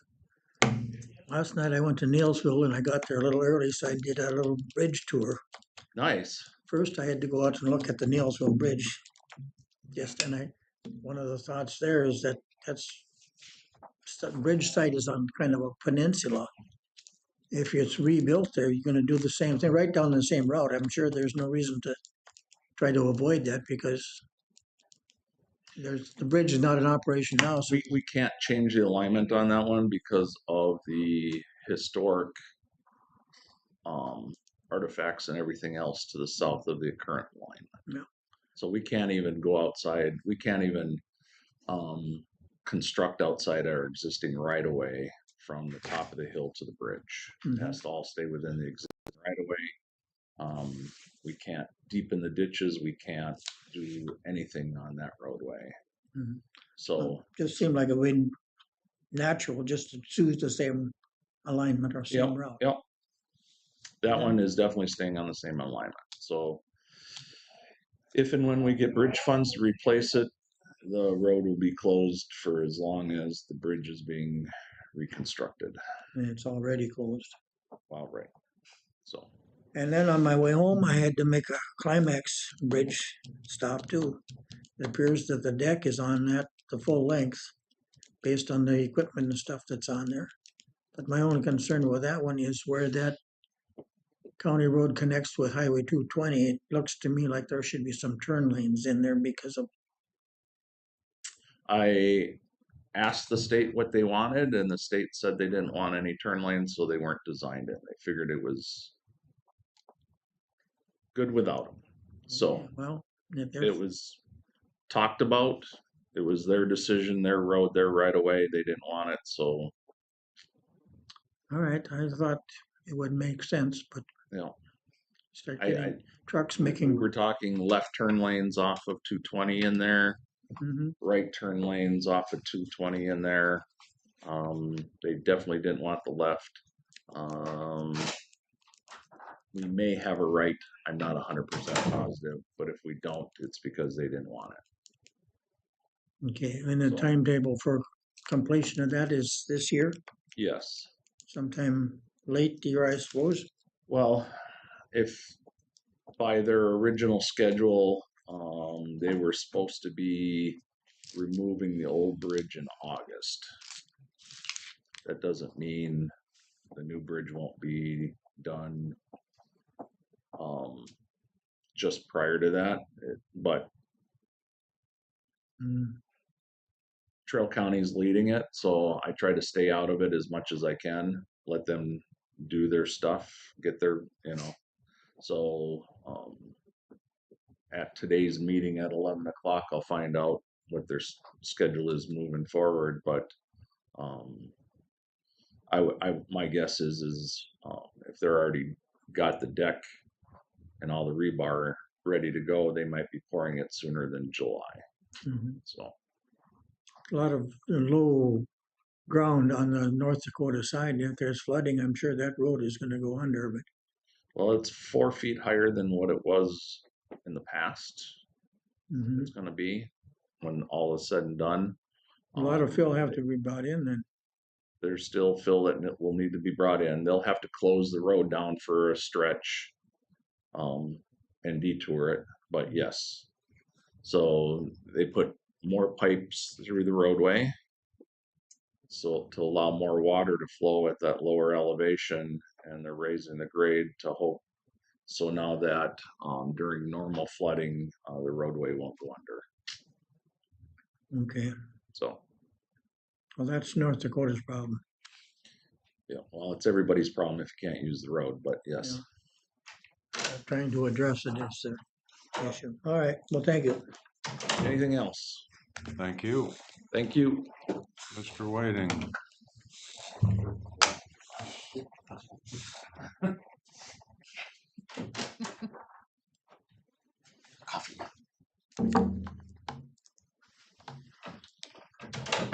Wrong cup though. I wish if I had a Timberwolves cup, I'd be using that one today, but I don't. Should go buy one. I haven't found one in the same style. I know, but should I wait for Paul to come back? Probably.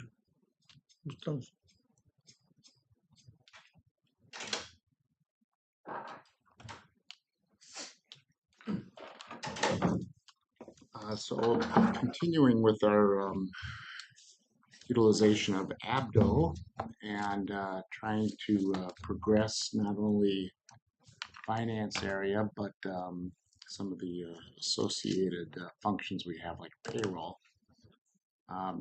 Looking for approval to purchase an upgrade to our UKG Kronos software, which HR uses, to include payroll and some related functions, including helping to transition our recruiting and hiring processes to an online data input entry rather than a paper-based one. The proposal with UKG of these three aspects here total about just over $45,000. There'll be some ongoing annual maintenance costs with that.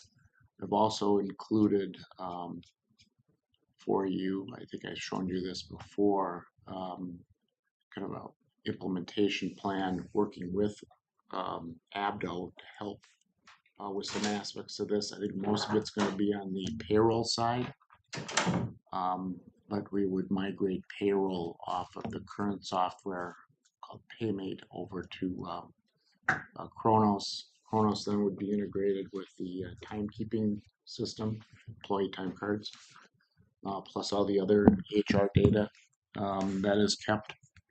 And I think we'll have it a little bit more integrated on that side. I think this will help us. A couple other aspects of it.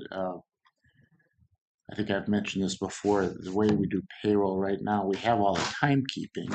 Employees either swipe their card in, enter their time online, or have their business office do that input for them.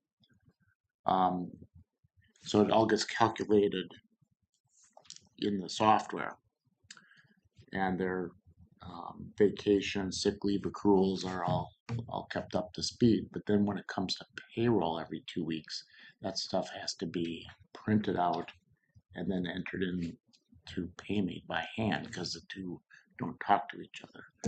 Spent some time talking about how maybe we could get them to integrate, but to be honest, I don't think Paymate's the long-term solution for us. So if we no longer have to have Paymate on the AS400, which is a computer that's kind of closed system, if we can get rid of Paymate, have this software reside on normal county servers,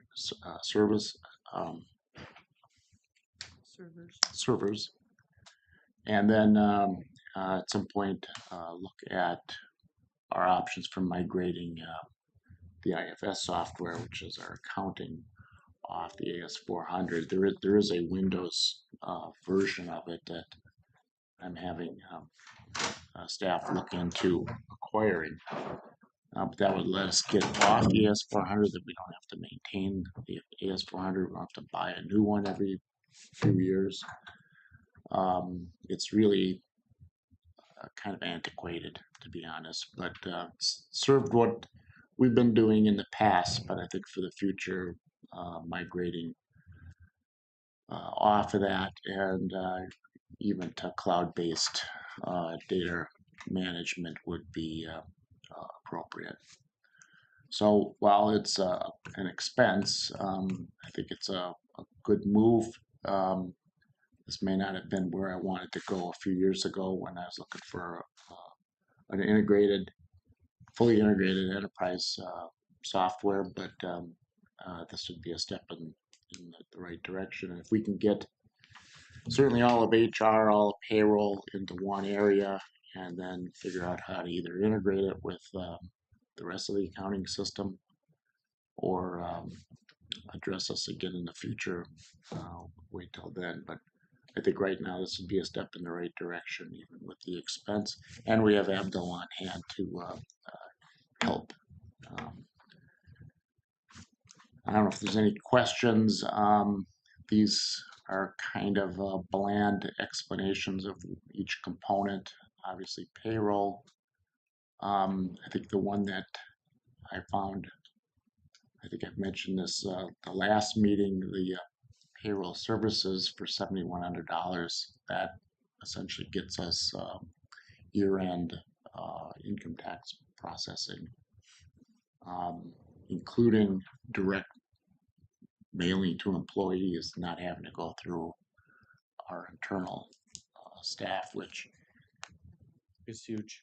it is, and it really puts a burden on existing staff to try to figure this out. We've had some missteps on that in the past. You're just trying to do something once a year that everybody needs by the end of January. For this price, that's actually pretty competitive. And Abdo's review of this is that we're getting a good price from Kronos. It's about the same as what we pay now annually for the service that we get. More efficient. Yeah, which doesn't do any of these things. So hopefully more integration and a simpler system. Well, yeah, and this afternoon I'll have another meeting regarding the Una Questica software, because we're now at May 6th, and I still don't have a budget calendar for you, which probably is more of a me thing than a board thing. But typically, we're starting that data entry from departments third week of June. I'm not quite sure where we're going to be on that, but hopefully we can move that along pretty quickly. And that's going to end up telling us, well, how much integration can we do? Is it a matter of getting the data out so you can manipulate it and you can have it reside in different softwares, or down the line where we want to look at the software itself being integrated? I've said this before, that part of my concern has been multiple vendors dealing with multiple parts of what you're doing, and who here coordinates that. Is that IT? Is it the finance director? Is it the county administrator? Is it HR? You're going to have some of that within integrated software anyway, because there's going to be components, Sam's office. But at some point you've got everybody working under an umbrella. We're going to have standalone vendors, and it gets to be, how do you manage it as much as anything? Budget wise, it's a push, or It's a push, because strictly speaking, we didn't budget for any of this. But the way we finished 2024, and looking ahead to 2025, we're accounting for a lot of the Abdo help from reserves. We're avoiding some expense in finance because we have a vacant position, but hopefully that'll change. But yeah, I'm going to need to end up doing an accounting of it, but I'm assuming we're going to be over budget, but we have adequate reserves to deal with this. My objective, even a few years ago when we were looking at integrated software, was not to levy anything in addition to pay for it. Now, ongoing for software maintenance, yeah, we'd probably put that into the budget, but we also should be seeing some efficiencies and maybe even some cost reduction in some things. A lot of the cost reductions are in how we do things, the things that may not show up. I know that, I think I told you that about a month ago we had a net up here for a couple of days, and pretty much found 3 different sets of data that were being maintained that just didn't need to be done. And this happens. Sometimes the purpose for starting something gets lost over time. people just do what they've been doing, but it becomes unnecessary. And it frees them up to do other things. So we're catching up. I know Abdo's catching up on some things. Joan touched on a little bit after the finance meeting. The cash reconciliation is pretty much up to date. I know the audit for 2024 is going to be starting soon with the Hoffman firm, but a lot of that is making we can tie out where 2024 ended. So we're probably, I'm not sure what our schedule has been in the past, but a lot of times we've had the auditor have to do that work. So it's a bit of a jumble right now in terms of trying to get everything done, but I would say, transition wise, we're kind of nearing the halfway point, and we get a finance director in here, which I'll cover here later. And I think we'll have we'll continue to get a better idea of what it takes to close this thing out. And when I say close it out, using Abdo in the capacity that we're using them right now, but I'm looking at it as a 2025 thing, not a 2026 thing, as it stands right now. I think we'll continue to use them, but not to be not contracted for the finance director. Any other comments, questions? Overdue. I'll move to approve. Joan moves the motion. Second. I'll second. Warren seconds. All in favor of the purchase of the UKG payroll software, say aye. Aye. Opposed? Approved.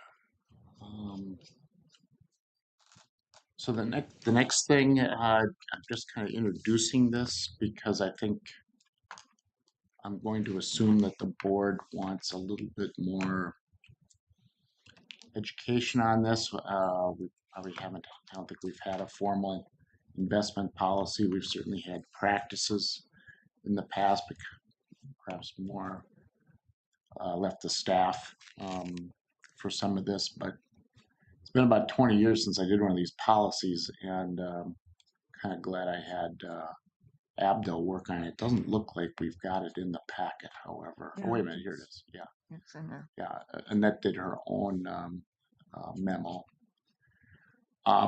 So I've got draft stamped all over it. I'll just cover the basics of why you want an investment policy. One, the main thing is we're dealing with the public's money, and while it sits in accounts that we have after we've collected it in order to pay bills, pay expenses, what is it doing while it's sitting there? Meaning, is it earning a return for the taxpayers? Being public money, that return needs to be pretty much risk-free. And the best way to do that is to identify what is an acceptable set of investments or methods for holding county funds and managing the county's cash flow and expense flow. When is the money needed? What is it doing until then? So you've all seen, I mean, the charts, particularly with social services will do them, but we had Ron put together ones for the other funds that we have before he left that show, kind of the spike in May and the spike in October when taxes come in, but our expenses don't match that. But that's, so what do you do with those funds in between? Statute has basically laws as to what is acceptable for public entities, cities, counties, and safety is the primary purpose of a lot of these investment approaches. So this draft policy goes through a lot of that. It's really something I think I've had boards more involved in oversight than maybe what we've been doing here. So I'm going to kind of try to feel what your interest is, what your questions are. It ends up being a lot of staff time that's devoted to this, but it is not uncommon, and I think we are large enough to utilize the services of an investment consultant. Deals with public entities like cities and counties to help manage this and give reporting feedback to staff and the board on a periodic basis. I used to, in my county in Colorado, in Wisconsin, we had a gentleman that would fly in from Colorado. He'd hit counties in Wisconsin, give a report before the public, before the county board, on not only what the county's funds have been doing, but what the economy in general is creating, and what the parameters of what we're doing, how that fits into things that people are seeing in the news or the markets. What does that mean for us? Maybe a little bit beyond what you might expect of the administrator or finance director. But so I don't know if there's any particular questions, but my thought would be in a couple weeks, having Annette, maybe Jean from Abdo, kind of go through this, make sure that your questions are being answered, but what level of understanding you want, what kind of direction you may want to go, because this is really, to me, this is a higher level function of what we are responsible for here at this table. And while there's a simple approach, just get a return, maximizing that takes a little bit more effort and understanding. And I think there's no reason to not pursue a maximum return within the conservative principles that are set out in statute. Does that statute say how much can be classified risky investment or passively conservative investment, or where I'm going, like personally, you can check the boxes. Yes, I'll give 30% into a potential high yield, high risk investment. I want 70% very conservative. It's a little different than maybe personal investing, which that sounds more like where you're subject to, you might buy in a series of mutual funds, conservative, aggressive, what have you, and they go up and down over time. This is more, the money gets put in, a guaranteed rate of return that's insurable. They can't invest it in anything to lose money. No speculation at all. Okay. Everybody knows what happened, if you're old enough, I know I am, to remember what happened in Orange County, California a few decades ago. And nobody wants to be that county. And that's why a lot of this is in place the way it is. There's no freewheeling casino approach here. This is more conservative than grandma's money. And most of the money is short term. It's going to be collected and held for 6 months, 7 months, and then dispersed for operations. Well, except for our long-term fund balances. that's where kind of how do we actually work? How does the business side of the county work where you can make those decisions? You know, you're going to have bills every month. You know, some months you're going to have more bills, other months you're going to have less bills. You're going to have revenue come in, revenue that covers you for 6 months. So analysis of that then leads you to, okay, we're going to do a series of short-term coupled with some long-term. What are the rates of return? There's some analysis that has to be done. That's where somebody coming in, working not only with this board, myself, but a finance director, reviewing that so that we have a plan in place. So there's so much to look at, even with the list of investment types, that those rates are different, the timing is different. You still have the magic fund, which is the state's local government investment pool. It's essentially a money market with some management to it. These things all just need somebody to stay on top of it, essentially. And then I do think it's important that commissioners understand it or see it. It's beyond my ability. I just know it should be done.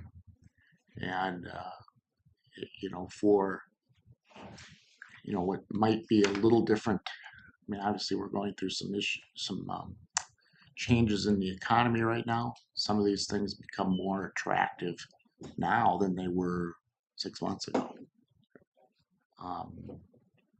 But, if we head into a recession, not saying that we will, where do we want to be? And we have that discussion. We view it like we would managing a business, but this is probably as conservative a business as we're going to have. It's not like running your manufacturing operation or your farm or a storefront, because of whose money this is. This is the public's money. So the obligation, I think, is to do something active to maximize that return, and I think we're in a position to do that. And when do you expect the draft to come back for final? Well, I know that this draft has gone back and forth between myself and Annette a couple of times. This is probably it, but I think at the next meeting I would come in saying, if you're ready, let's adopt it, and then we'll move into the next steps, and then we'll have her or Jean from Abdo talking with you about it. There's other the state statutes in there, the entire thing. But I think she also gave me a couple other counties, Cass and Hubbard. So they're in our area. The policies are not that much different. A lot of it looked familiar to when I was drafting them, one for my county in Wisconsin a long time ago. But it gives you guidelines, but it also gives you, if you're going to utilize an advisor, these are your constraints. And generally speaking, you don't go get one that doesn't do this already. We're not looking for anybody to learn how to do this. I think it's a good idea. Well, it could help us longer term managing levy needs and that kind of thing too. I mean, it's money to be had for the county. based on the holdings that we have of our residents, then we really almost have an obligation to pursue it, I think. But So no action required on this, just no action. discussion. If you end up, if you want to talk about it now or save it, I don't have a lot more to add myself, but it's a prudent thing that we really should do.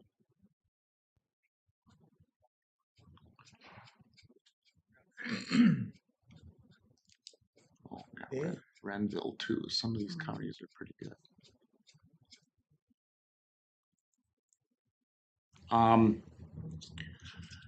The last item I have is I have gone through the interviewing process, trying to work out a few things for finance director.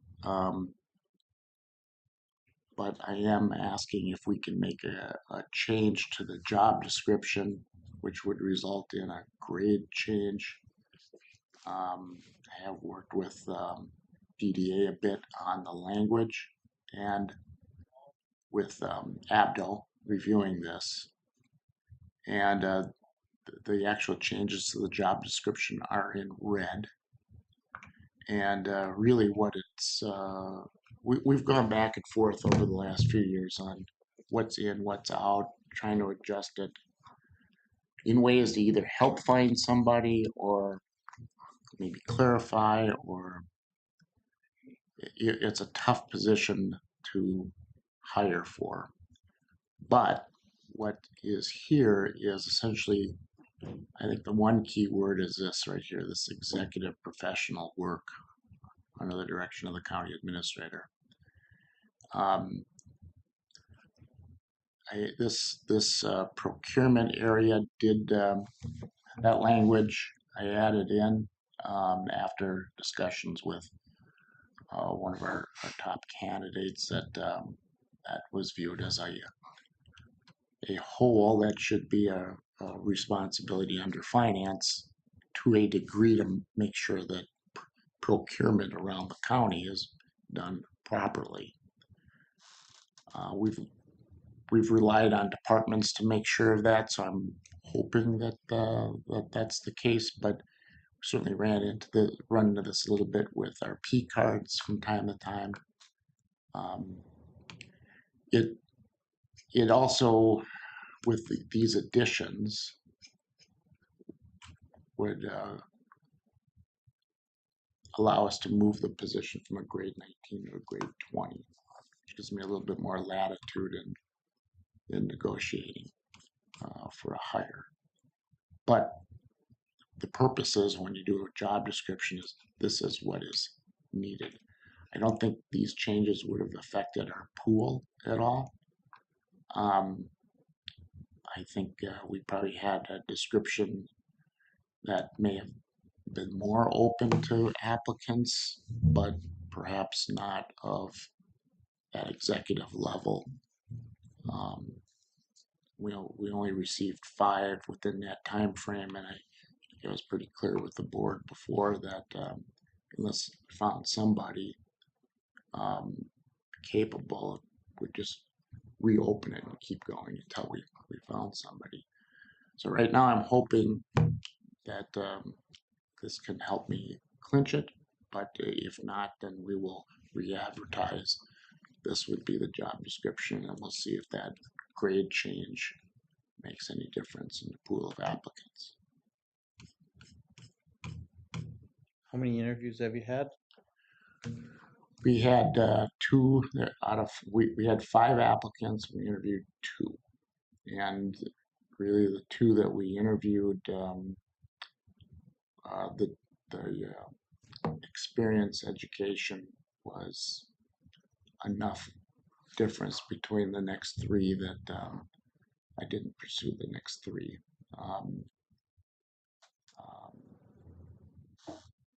So I think that there was one that appeared to be the consensus of the group that we had interviewed. I had Annette, I had Joan, I had Sam, myself, and I think would be capable of this if if I can secure an agreement. If not, I'll go back to the drawing board and figure out what my next steps are.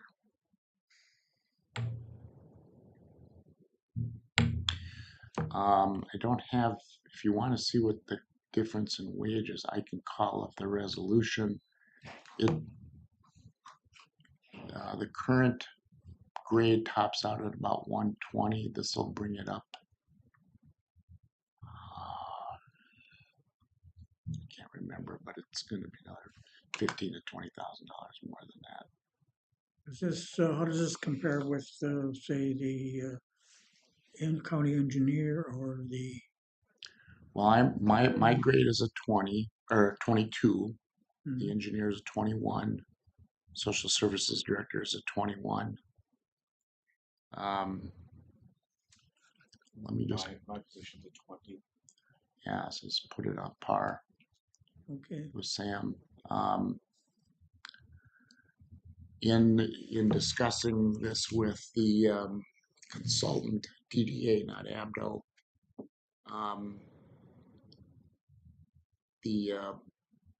she did come back and say, you got some other management positions you might want to look at. This is who we used to do a market study, and I actually talked with her in person last week about perhaps later this year looking at maybe moving up our time frame for a market study a few months, perhaps having something in place to look at the 2026 budget for. And this, when we do a market study, we do all positions, not just management positions, but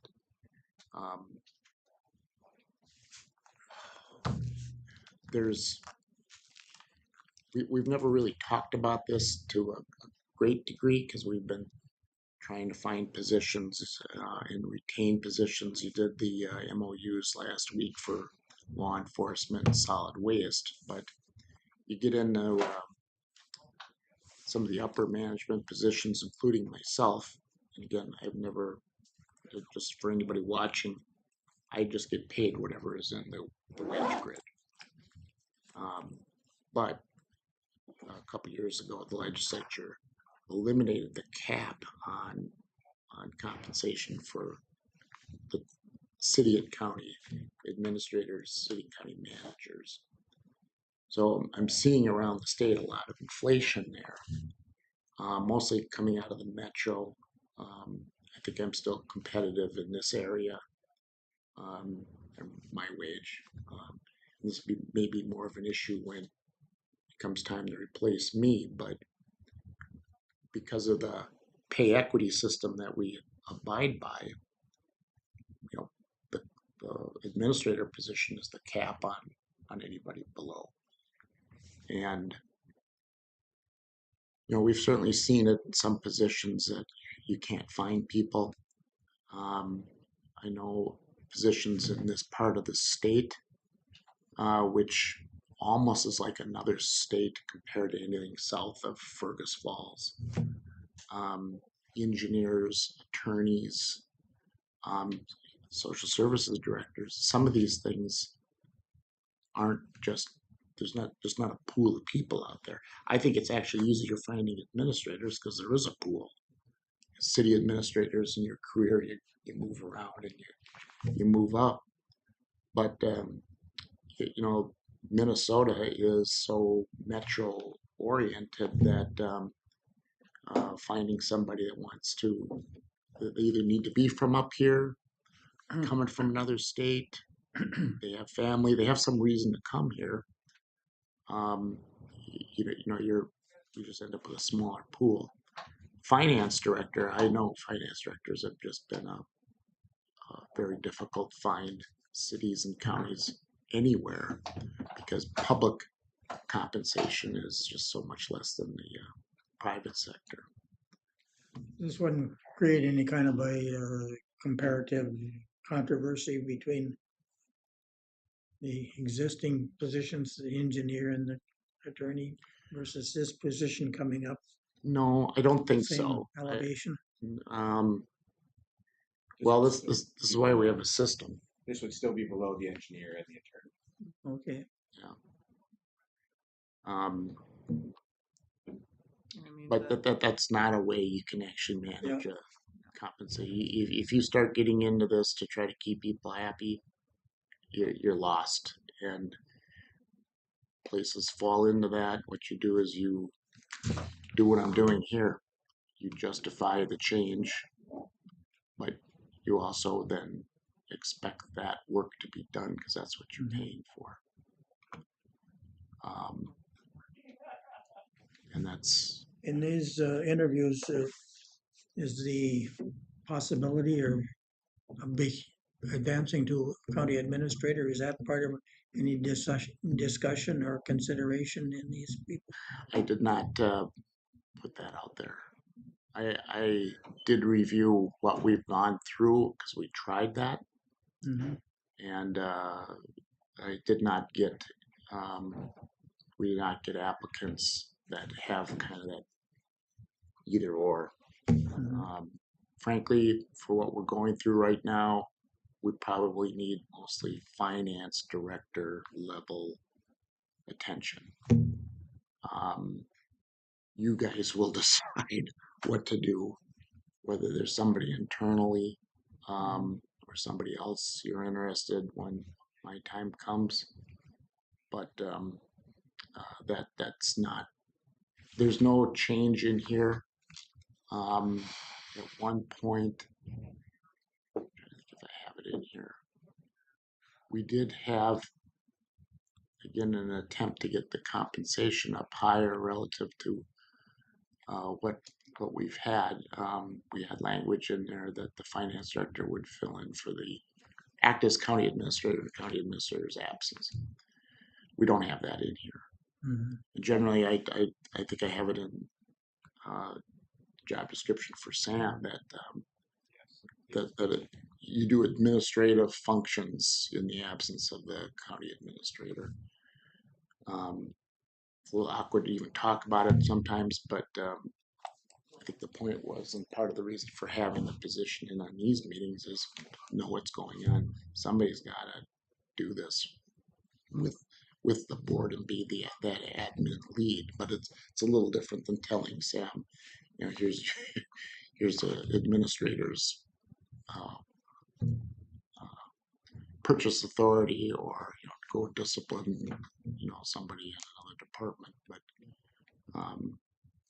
it's a solid support. I've had that both with Sam and before him Michelle. So I'm gonna bring us back in because I think we're getting in some tangent conversation that's a little bit away from the request of the review of the position and grade change. So any other questions or comments on the grade change?